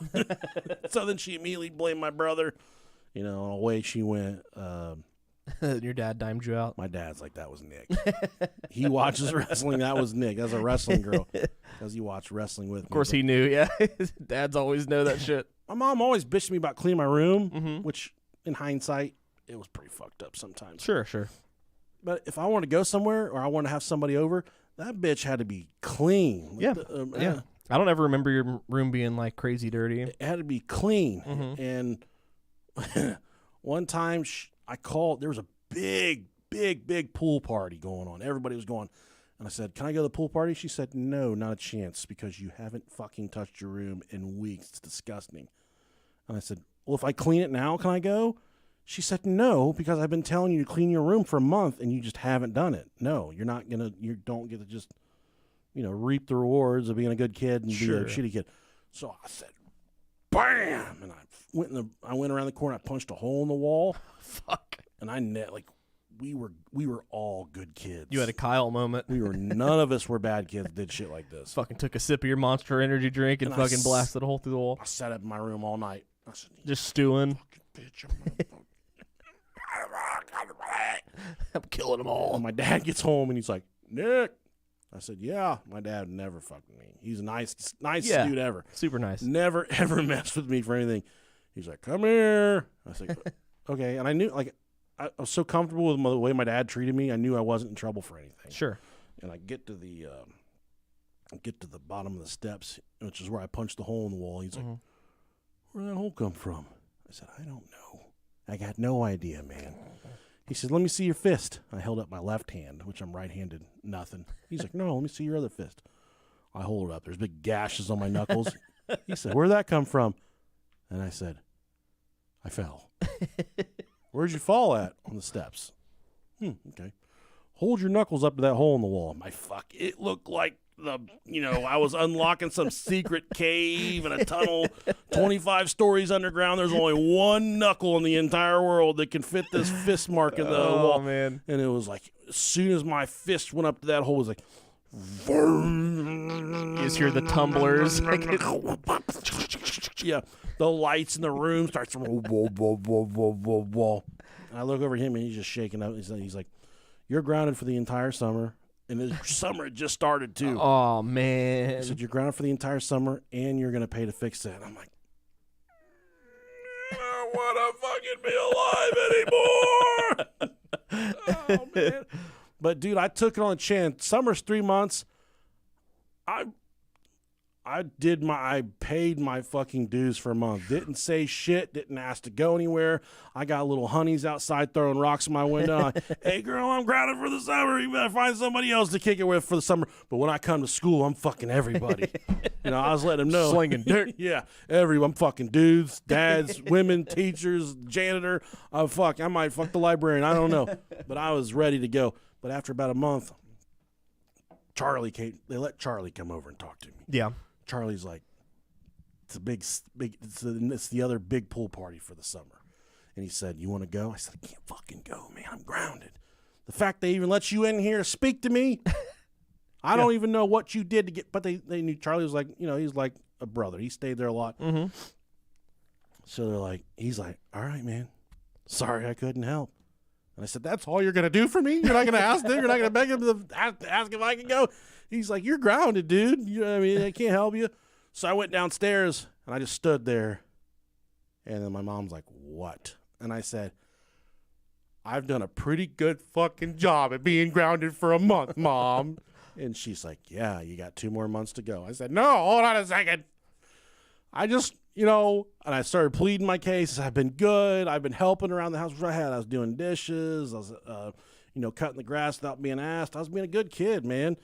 And my dad's like, it's up to your mom. Which when he said that, there was a fucking sliver of hope right there. There was a little glimmer of light shining through. Right. And I said, Mom, please, you gotta let me go. And she said, no, not a chance.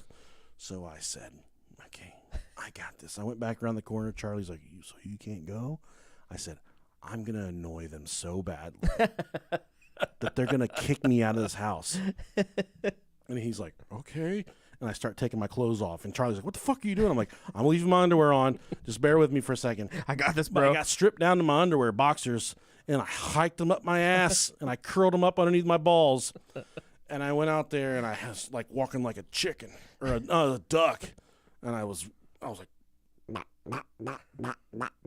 and my mom just looked up. She's like, what the fuck are you doing? And I was just like, I started doing that all over the living room, dude. This duck walk. This went on for 20 or 30 minutes. And every single time I would make a trip around the living room, I'd get loud. Just get louder and louder. Stupid. Louder and louder. I'd pull my underwear further up my ass, dude. And then finally my dad slammed the remote down. He said, Brenda, let him go swimming, and he cussing at her and shit. And she's like, just go. I fucking hurried up, packed my bag, and ran out the door in my underwear. Charlie's like, yeah. And, we went back to his house, and his mom gave us a ride to the pool party. Yeah. But those dudes that escaped from Alcatraz, they had an easier time than me getting out of Alcatraz than I had getting out of the Alexander house growing up. That's great. I fixed that. He said, you better fix my boat, you fucking goons. I fixed the hole in the wall. Yeah. Everything was good. But to this day, you ask my mom about the time that I got ungrounded, acting like farm animals. Mm-hmm. She recalls it vividly. That's great. She loves it. She loves that story. That's great. I broke her down, though, dude. My dad said, Brenda, please let him go. I can't do this shit. He's trying to watch fucking Talladega or something. I don't know. He's watching TV. I don't remember what he's watching, but yep, I got ungrounded. I got it reversed. That's what you gotta do, man. You gotta find your loophole. I did too. You gotta. I tried on my wife. It doesn't work. At this point, Jasmine started sneaking out relentlessly, and this was when she started engaging in sexual intercourse. Oh no! With the Red Rocket Man himself, the Wolf Prince. Jasmine was crying to all her friends at school about how unfair it was that her parents wouldn't let her see Jeremy. Her friends told her that she was dumb and her parents were saving her from making very bad life choices. That's good. That's good friends right there. That's Canadian friends. Very good friends. Because you fucking assholes have been like, hey, man, fuck your dad. Fuck your parents. Your parents yeah, suck. They don't know shit. Yeah, good for them for being aware of the situation. Yeah. On March 20th, 2006, she emailed Stinky Wolf from school to Soul Eater from Runaway Devil. Oh, man. So I have this plan, and it begins with me killing them and ends with me living with you. So are we set? I'm going to try to call you, but I really don't know if I'll be able to. They're treating me like shit. I hate them so much. I hope this won't bring us far apart. I hope to talk to you soon. Love you with all of my heart, love. The following day, Jeremy responded to Runaway Devil from Soul Eater. Well, I love your plan, but we need to get a little more creative. He's a Muppet. He's fucking Grover. He's a professional wrestler. Yeah. Oh, yeah, brother. WrestleMania 7, brother. With the details and stuff. I wish they wouldn't treat you that way. Grr. He legit said grr. Yeah, this is. I don't know about this guy. It's like the guys now who like write like they're in like anime. Rar. Yeah, rar. It's they're yeah. It angers me to hear that. I dislike them very much. Don't worry. I love you, my sexy beast. This girl's like fucking 9. Yeah, man. I hope to hear from you soon and take care, my love. You have the key to my heart, and soon enough you shall have my heart.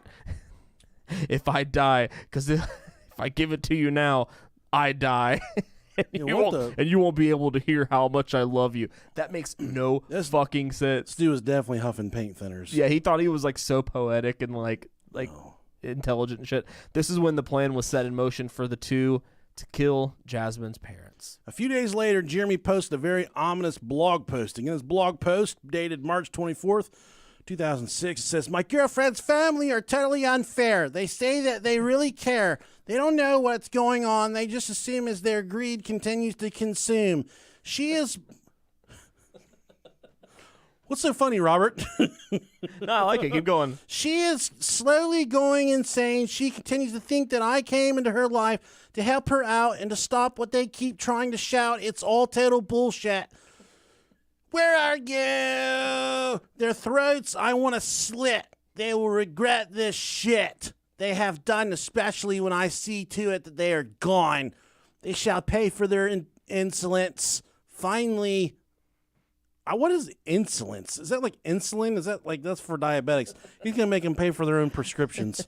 "Finally, there will be silence. Their blood shall be payment. And I'm so sorry." Jasmine and Wolfie, they weren't shy about their intentions to kill Jasmine's parents. They told anyone that would listen, and between the two of them, it's all they talked about. Everyone thought they were just kidding, though. But every single day, every single hour, every single second that they were talking on the phone, corresponding back and forth, Jasmine was begging Jeremy Steinke to fucking knock her parents off and to kill him. He started to entertain the thought of actually killing the parents, but then he started to get some cold feet. He talked to one of his friends, Grant. They were smoking some ganja together, some marijuana, tobacco, loose leaves. Mm-hmm. And Jeremy pretty much put it out there. He said, "Hey, man, I do want to kill her, but I'm going to need some help." And Grant is not invested in this 12-year-old whatsoever.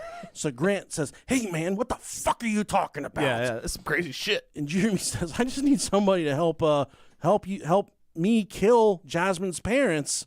Are you in?" And Grant said, "No, I'm not going to fucking help you kill this girl's Why the fuck parents. would I do that?" But the what thing that Grant should have done was notify the proper authorities, which he did not do. So Grant did indeed blow him off. He actually thought he was kidding because of they were, getting high, smoking, snorting, shooting.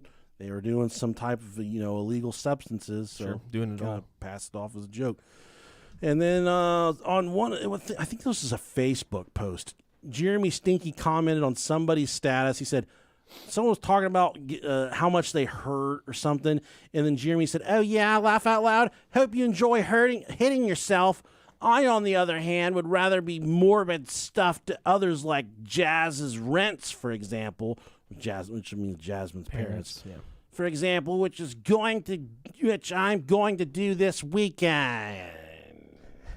Like just openly saying, like, on a social platform that you're gonna just fucking kill somebody. Yeah, that's cool. If you're gonna kill somebody and you don't want to get caught, yeah, don't do this.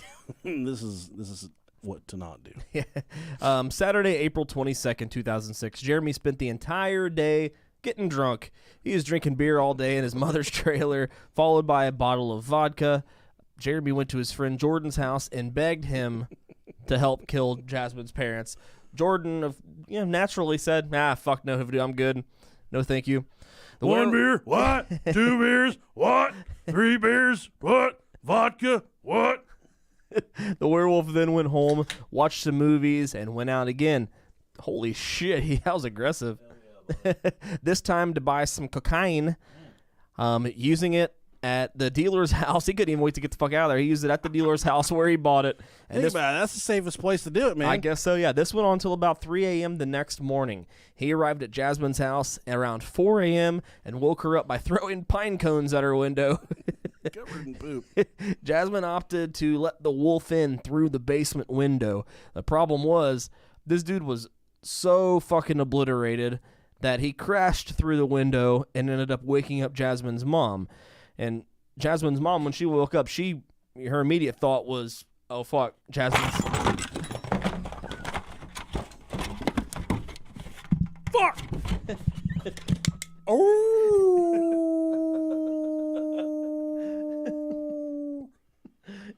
Now, we bring you a lot of exclusive content on this show. That's high-quality sound effects right there. That's probably the first time you'll ever hear that. That's actual sound from the night that Jeremy snuck in through the window. Exclusive audio. So Jasmine's mom, I'm fucked up. That fucked me up, man. I was not expecting that at all. It was really good. I thought you fell down and hurt yourself or I something. feel like it was really good. We got to go back and listen to that when it's all said and done. I got to hear that. Jasmine's mom ran downstairs. She believed Jasmine was trying to sneak out. So when Deborah made her way downstairs, she was greeted by a man in a neoprene mask and fishnet sleeves holding up a knife. Oh, you've come to fuck me. He's just like one piece of gear short of a fucking Gimp mask. Oh, yeah. Just being a complete fucking sub. Scroll down a little bit for me. Sorry, dude. You're good, bro. Throwing stuff around over here. You're good, man. The wolf started slashing at Deborah, but she fought back, which caused Jeremy Steinke to start stabbing Deborah. And they said that he had a butcher knife from what I remember. So he wasn't slinging a little bitty baby knife. He came in with a fucking butcher knife. He ended up stabbing her 12 times, killing her. So at this point, Jasmine's mom is gone, but the commotion of her being murdered in the basement woke up Jasmine's father. And he ran downstairs, but on his way downstairs, he grabbed a Canadian gun, which is a screwdriver. And Mark, he caught Jeremy off guard, and he grabbed his face. So Dad grabbed Jeremy on the face, put his thumbs in Jeremy's eyes. Ooh. Yeah. And he ran him into the ground. He attempted to shove the screwdriver into Jeremy Steinke's chest, but the werewolf was able to deflect the attack. Yeah, he had those his senses that were just... Yeah, those werewolf senses. Yeah. Jeremy started stabbing Mark with a knife, but Mark started to choke Jeremy. But before Mark could get Jeremy choked unconscious, Mark had lost too much blood, and he could no longer continue choking Jeremy. Before Mark took his last breath, he looked Jeremy in the eyes and simply said, "Why?" Jeremy said, "Because you treat your daughter like shit." And you'll remember that Jasmine had a younger brother, and at the live show, we didn't really go into detail about it. Yeah. But after that, they talked, and they said, okay. Jasmine said, "I can't leave my little brother because he's going to become an orphan, and he's not going to have anybody, so we have to kill him too." So Jeremy escorts Jasmine up to Jacob's room, and then Jasmine goes in. Jacob is awake at this point, and he's terrified. Jasmine put him in a chokehold, like just put his chin in the crook of her elbow, and she tried to put Jacob to sleep so he wouldn't feel being murdered. But he was a soldier, man. He fought back against his sister, and he got out of her grasp. He's like, "What are you doing? Why are you doing this to me?" And I think he kind of got the... It's hard to put myself in that moment, but Yeah. he knew that he was being murdered, and he said, "Why are you doing this? Like, I don't want to die. I'm too young to die." But Jeremy eventually kind of took control of the murder at this point and stabbed Jacob to death. Later on, when police came to the scene, they called it one of the worst crime scenes that they'd ever seen. But they said one of the most heartbreaking parts of the entire crime scene is it looked like Jacob had grabbed a lightsaber in his room. I think he was only 6 years old, and it appeared he'd tried to fight back with the lightsaber. Ugh. That's the worst part of this. That's Obviously, bad, yeah. It's really bad. a family shred apart. Well, that's the most heartbreaking part of this entire episode. And after they performed the deed and murdered Jasmine's parents and her younger brother, they embraced one another in the kitchen, but Jeremy Steinke started to panic and have a change of heart. Obviously, it's too fucking late at this point. Yeah, can't do much about it now. But he hopped in his truck, and he actually left Jasmine at the house all by herself. So the 12-year-old girl in the house with her mom and dad who are murdered and her younger brother that was just murdered as well. He leaves her there. Pee break. Oh, okay. Yeah, we I'm fucking struggling. gotta run that shit back. What's up, YouTube, you motherfuckers? What's up, motherfucker? Rob Dog's got to go take a little wee-wee. I hope you guys are enjoying yourselves tonight. We need a story time with Rob. Good evening. Hello, gurgler burglar. Hippity hoppity, give me a big bag of hominy. I love hominy. That's the good shit. I hope you guys are all having a very wonderful evening and having a great week. It's only Monday. We got a lot going on. I hope you guys like me singing to you tonight because it's doing a lot for me. Broccoli. Carrots. Listen to your parents. Here comes my kitty. Yeah, kitty, kitty, kitty, kitty. Oh. Hi, pumpkin.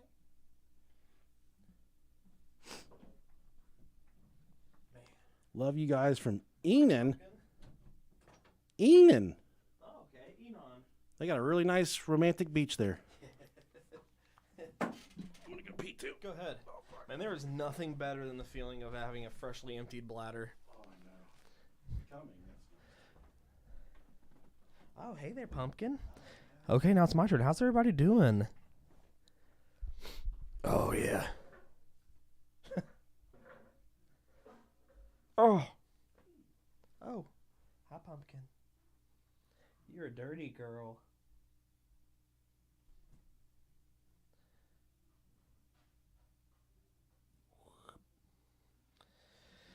Oh, man. What's up, everybody? Oh, man.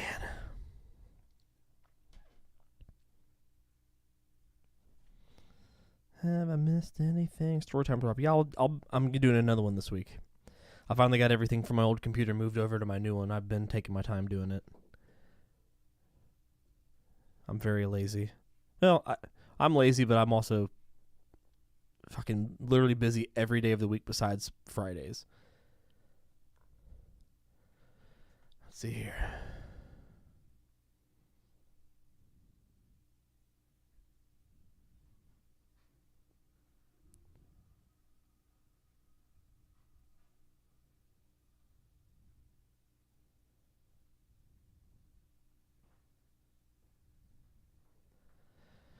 All right.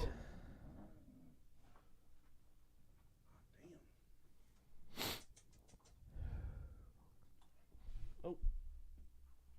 Oh. We're going to put that fucking AC back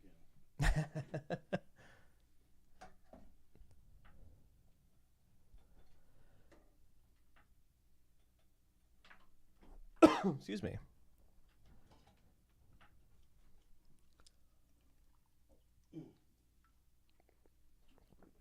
Ugh. Get that little fan going. Damn.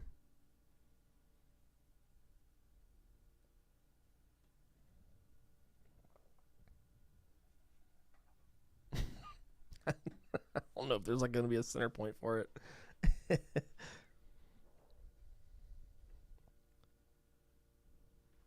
Hell yeah, brother. Gotta move some air around in here. Shit. Let me tell you something, Mean Gene. Nick, can you say hello, Anthony? My husband's right next to me. Hey, Anthony, go fuck yourself. There you go. Anthony, what's up, buddy? Ask him, you shall receive. Love you. Hope you dig into that pussy tonight, pal. Tear it wide open. I mean, don't even respect it. Be disrespectful to it. We got good love advice. Real Only the best. Oh, all right. Where the fuck am I? I don't know, man. I don't know either. Okay. Home? Obviously, it's too fucking late at this point. Yeah, can't do much about it now. But he hopped in his truck and he actually left Jasmine at the house. I think it's going to fall. I know it is.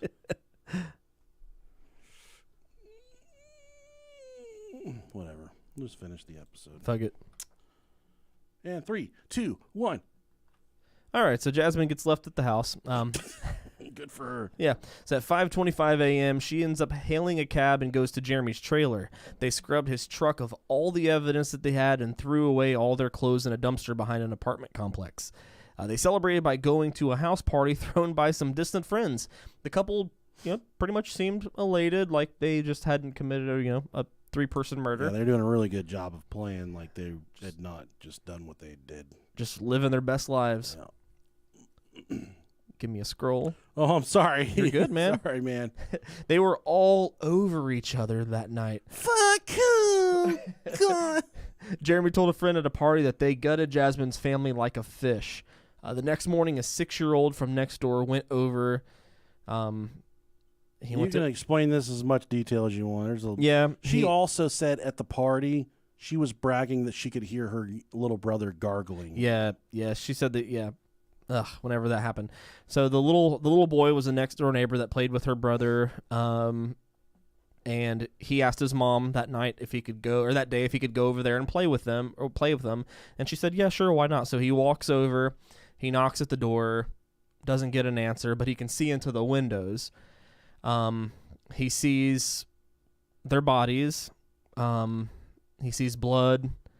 He goes back over to his mom and he tells his mom, they didn't answer, but I could see bodies. There's bodies and bloody bodies. Bloody bodies. And so he tells his mom.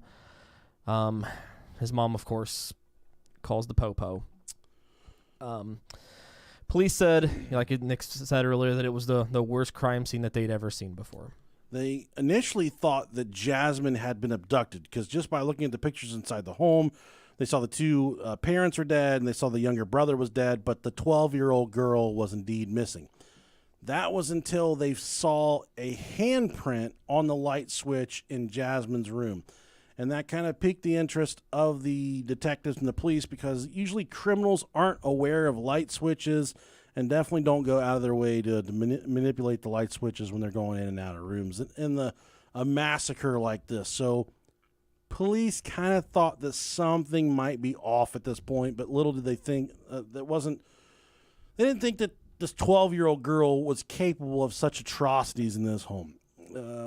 But they did put out an Amber Alert almost immediately for Jasmine before they knew that she was a suspect. Part of their investigation, they called the school, and the counselor that had been keeping a file on Jasmine, she was an open book, and she immediately said, hey, Jasmine, this girl is bad. She does bad shit. She doesn't listen. She's acting out. She's disruptive. Yeah. She's a strand away from being kicked out of school right now. And the police asked that, hey, can you take a look in her locker and see if there's anything, which the counselor immediately obliged. She went and searched Jasmine's locker, and in the locker was a cartoon that had been drawn by Jasmine. It was a cartoon of a girl lighting a house on fire with the family still inside of the home. The picture also showed the girl that lit the house on fire getting in a truck and driving away to a happily ever after exit from the home with a boyfriend in a truck. The friends saw Jasmine on the news, and they did go. So I think Blake, or the guy, I can't remember his name, from earlier in the story. So pretty much all the people that they had bragged about killing the family to, they went to, all those people thought they were joking, but at this point they see the news. They go to the police and they say, hey, Jasmine, she's involved here, but there's another party as well. And that's when the police became hip to the Jeremy Werewolf, and they realized that he was involved. At this point, police all over Canada were looking for the couple. There was all points bulletins all over the country. The friends told police that the couple were likely heading to Leader, Canada. Now, thinking ahead, the police in Leader caught wind of this, and there was one major thoroughfare through the area with one major gas station. And by this point, Jasmine and Jeremy had convinced a couple other friends to go to Leader with them. And the other friends were not, they were not privy to the fact that Jasmine and Jeremy had murdered people. Mm-hmm. But the police, kind of thinking ahead there in Leader, they went to that gas station and they waited for hours and hours, waiting for anyone to come through. And then finally, the police kind of hit pay dirt because they were waiting at the police station, and they see the truck roll up with the suspects inside of it, Jasmine and Jeremy. I think there was 2 other girls traveling with them, and the girls got out and went inside. When they went inside, they saw the newspaper with Jasmine's face on the front of it, and they went back to the vehicle, and they said, Jasmine, what the fuck is this about? And then Jasmine went on, her and Jeremy went on to make this elaborate story about how it was a misunderstanding, they weren't involved, that they weren't really suspects. Eventually, Jasmine and Jeremy packed the other 2 girls up, and they drove to an area a little ways away from there. But that officer had called for backup, and when Jeremy and Jasmine, the crew, arrived at the other location, they were ambushed. I think they're going to take a nap or something. They were ambushed by the police. The police took them into custody and took them back to the police station, but they took them back to the police station independent from one another. They didn't let them ride together. But Jasmine, with her being in the juvenile status, she had a lot of different rights and protection that were afforded to her being a juvenile that you typically wouldn't get if you're of age. Right. And right off Jump Street, Jasmine was not very cooperative. She wasn't answering questions. The detective that was performing the interrogation was kind of going with the fatherly overtone or undertone, and that wasn't getting anywhere with Jasmine because obviously she just had her fucking dad killed. So the last thing she wanted to do was have someone trying to talk down to her like the dude she just killed for talking down to her.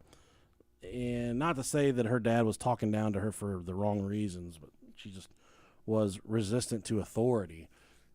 But then they eventually sent in another investigator who kind of sympathized with her and said, hey, I grew up in a fucked up situation too. I think it's messed up. They're not letting you guys fall in love.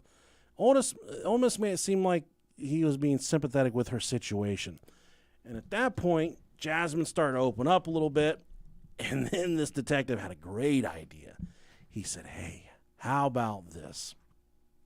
How about I let you write a letter to your parents and kind of tell them why you're sorry, why, all the, whatever you want to say to them. She said, okay, great. So she wrote a letter to the parents and said, I'm sorry this happened to you. I still love you. This is how it had to end, yada, yada. Pretty much admitting guilt without admitting guilt. Yeah. But then the detective went one step further. He said, instead of writing your mom this time, what if I let you write a letter to your boyfriend, Jeremy? And then after you write the note, I'll take it over there to him and I'll let him write you back. And she was like, oh, my God, yes, I'm all about that. So she started penning a letter to Jeremy. In the letter, she fucking sung like a canary. She admitted to everything that they had done, and it was admissible in court. I think they ended up not letting her use it in court. Okay. Or not letting it be used against her. But it was enough to get her charged with murder and to get him charged with murder. So they started passing the notes back and forth, and they answered all the questions for the police at this point. But in the last letter passed from Jeremy to Jasmine, he proposed in the letter, to which she said yes. They were both charged with murder, and she was taken to a juvenile facility. Obviously, Jeremy was taken to an adult facility. And outside of the courtroom, there was a cult following of gothic teens that would stand outside the courthouse and would cry for Jeremy's release. They wanted him released. I don't get that. They wanted the Wolfman back on the street, probably because they missed their ride to the fucking rock shows and to get their weed. during one of the trips from the courthouse back to the jailhouse, Jeremy got in the back of a paddy wagon. In the back of a paddy wagon was a fellow inmate, but little did Jeremy know that the fellow inmate was actually an undercover police officer. Womp womp. Jeremy bragged to the undercover police officer about what he'd done, how he gut the parents like fishes, he killed everybody, he stabbed them, yada, yada. And that was admissible in court. They used that against him. After a year after their arrests, Jasmine went on trial and pled not guilty due to being under the control of a werewolf. She tried to spin it like she was in his trance. You know, she was kind of being led by a 23-year-old. And they said, well, did you know it was wrong? She said, yeah. And they said, then what did you do to stop it? And the fact that she couldn't give any good answers, she shouldn't have testified in her own trial, but she did. And she couldn't give any good replies as to why she didn't try and stop the attacks or why she didn't try and stop the planning. There was a lot of letters, emails back and forth that were used in court. Jeremy, Jasmine was sentenced to 6 years in prison with 4 years of probation. They assigned her to an extensive mental health rehabilitation, which was part of her sentence.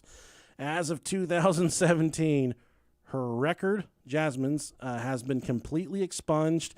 She is no longer in prison, and she is living with a new identity to cope with the sins from her past. Jeremy claimed during his trial that he acted in self-defense, that he was just going to hang out with Jasmine, and Dad just started fucking stabbing him with a screwdriver. And he had to defend himself against Dad, which didn't hold up very well in court because all the planning that was visible and all the emails and back and forth messages leading up to that point. And Jeremy was found guilty on all 3 counts of murder and sentenced to life in prison.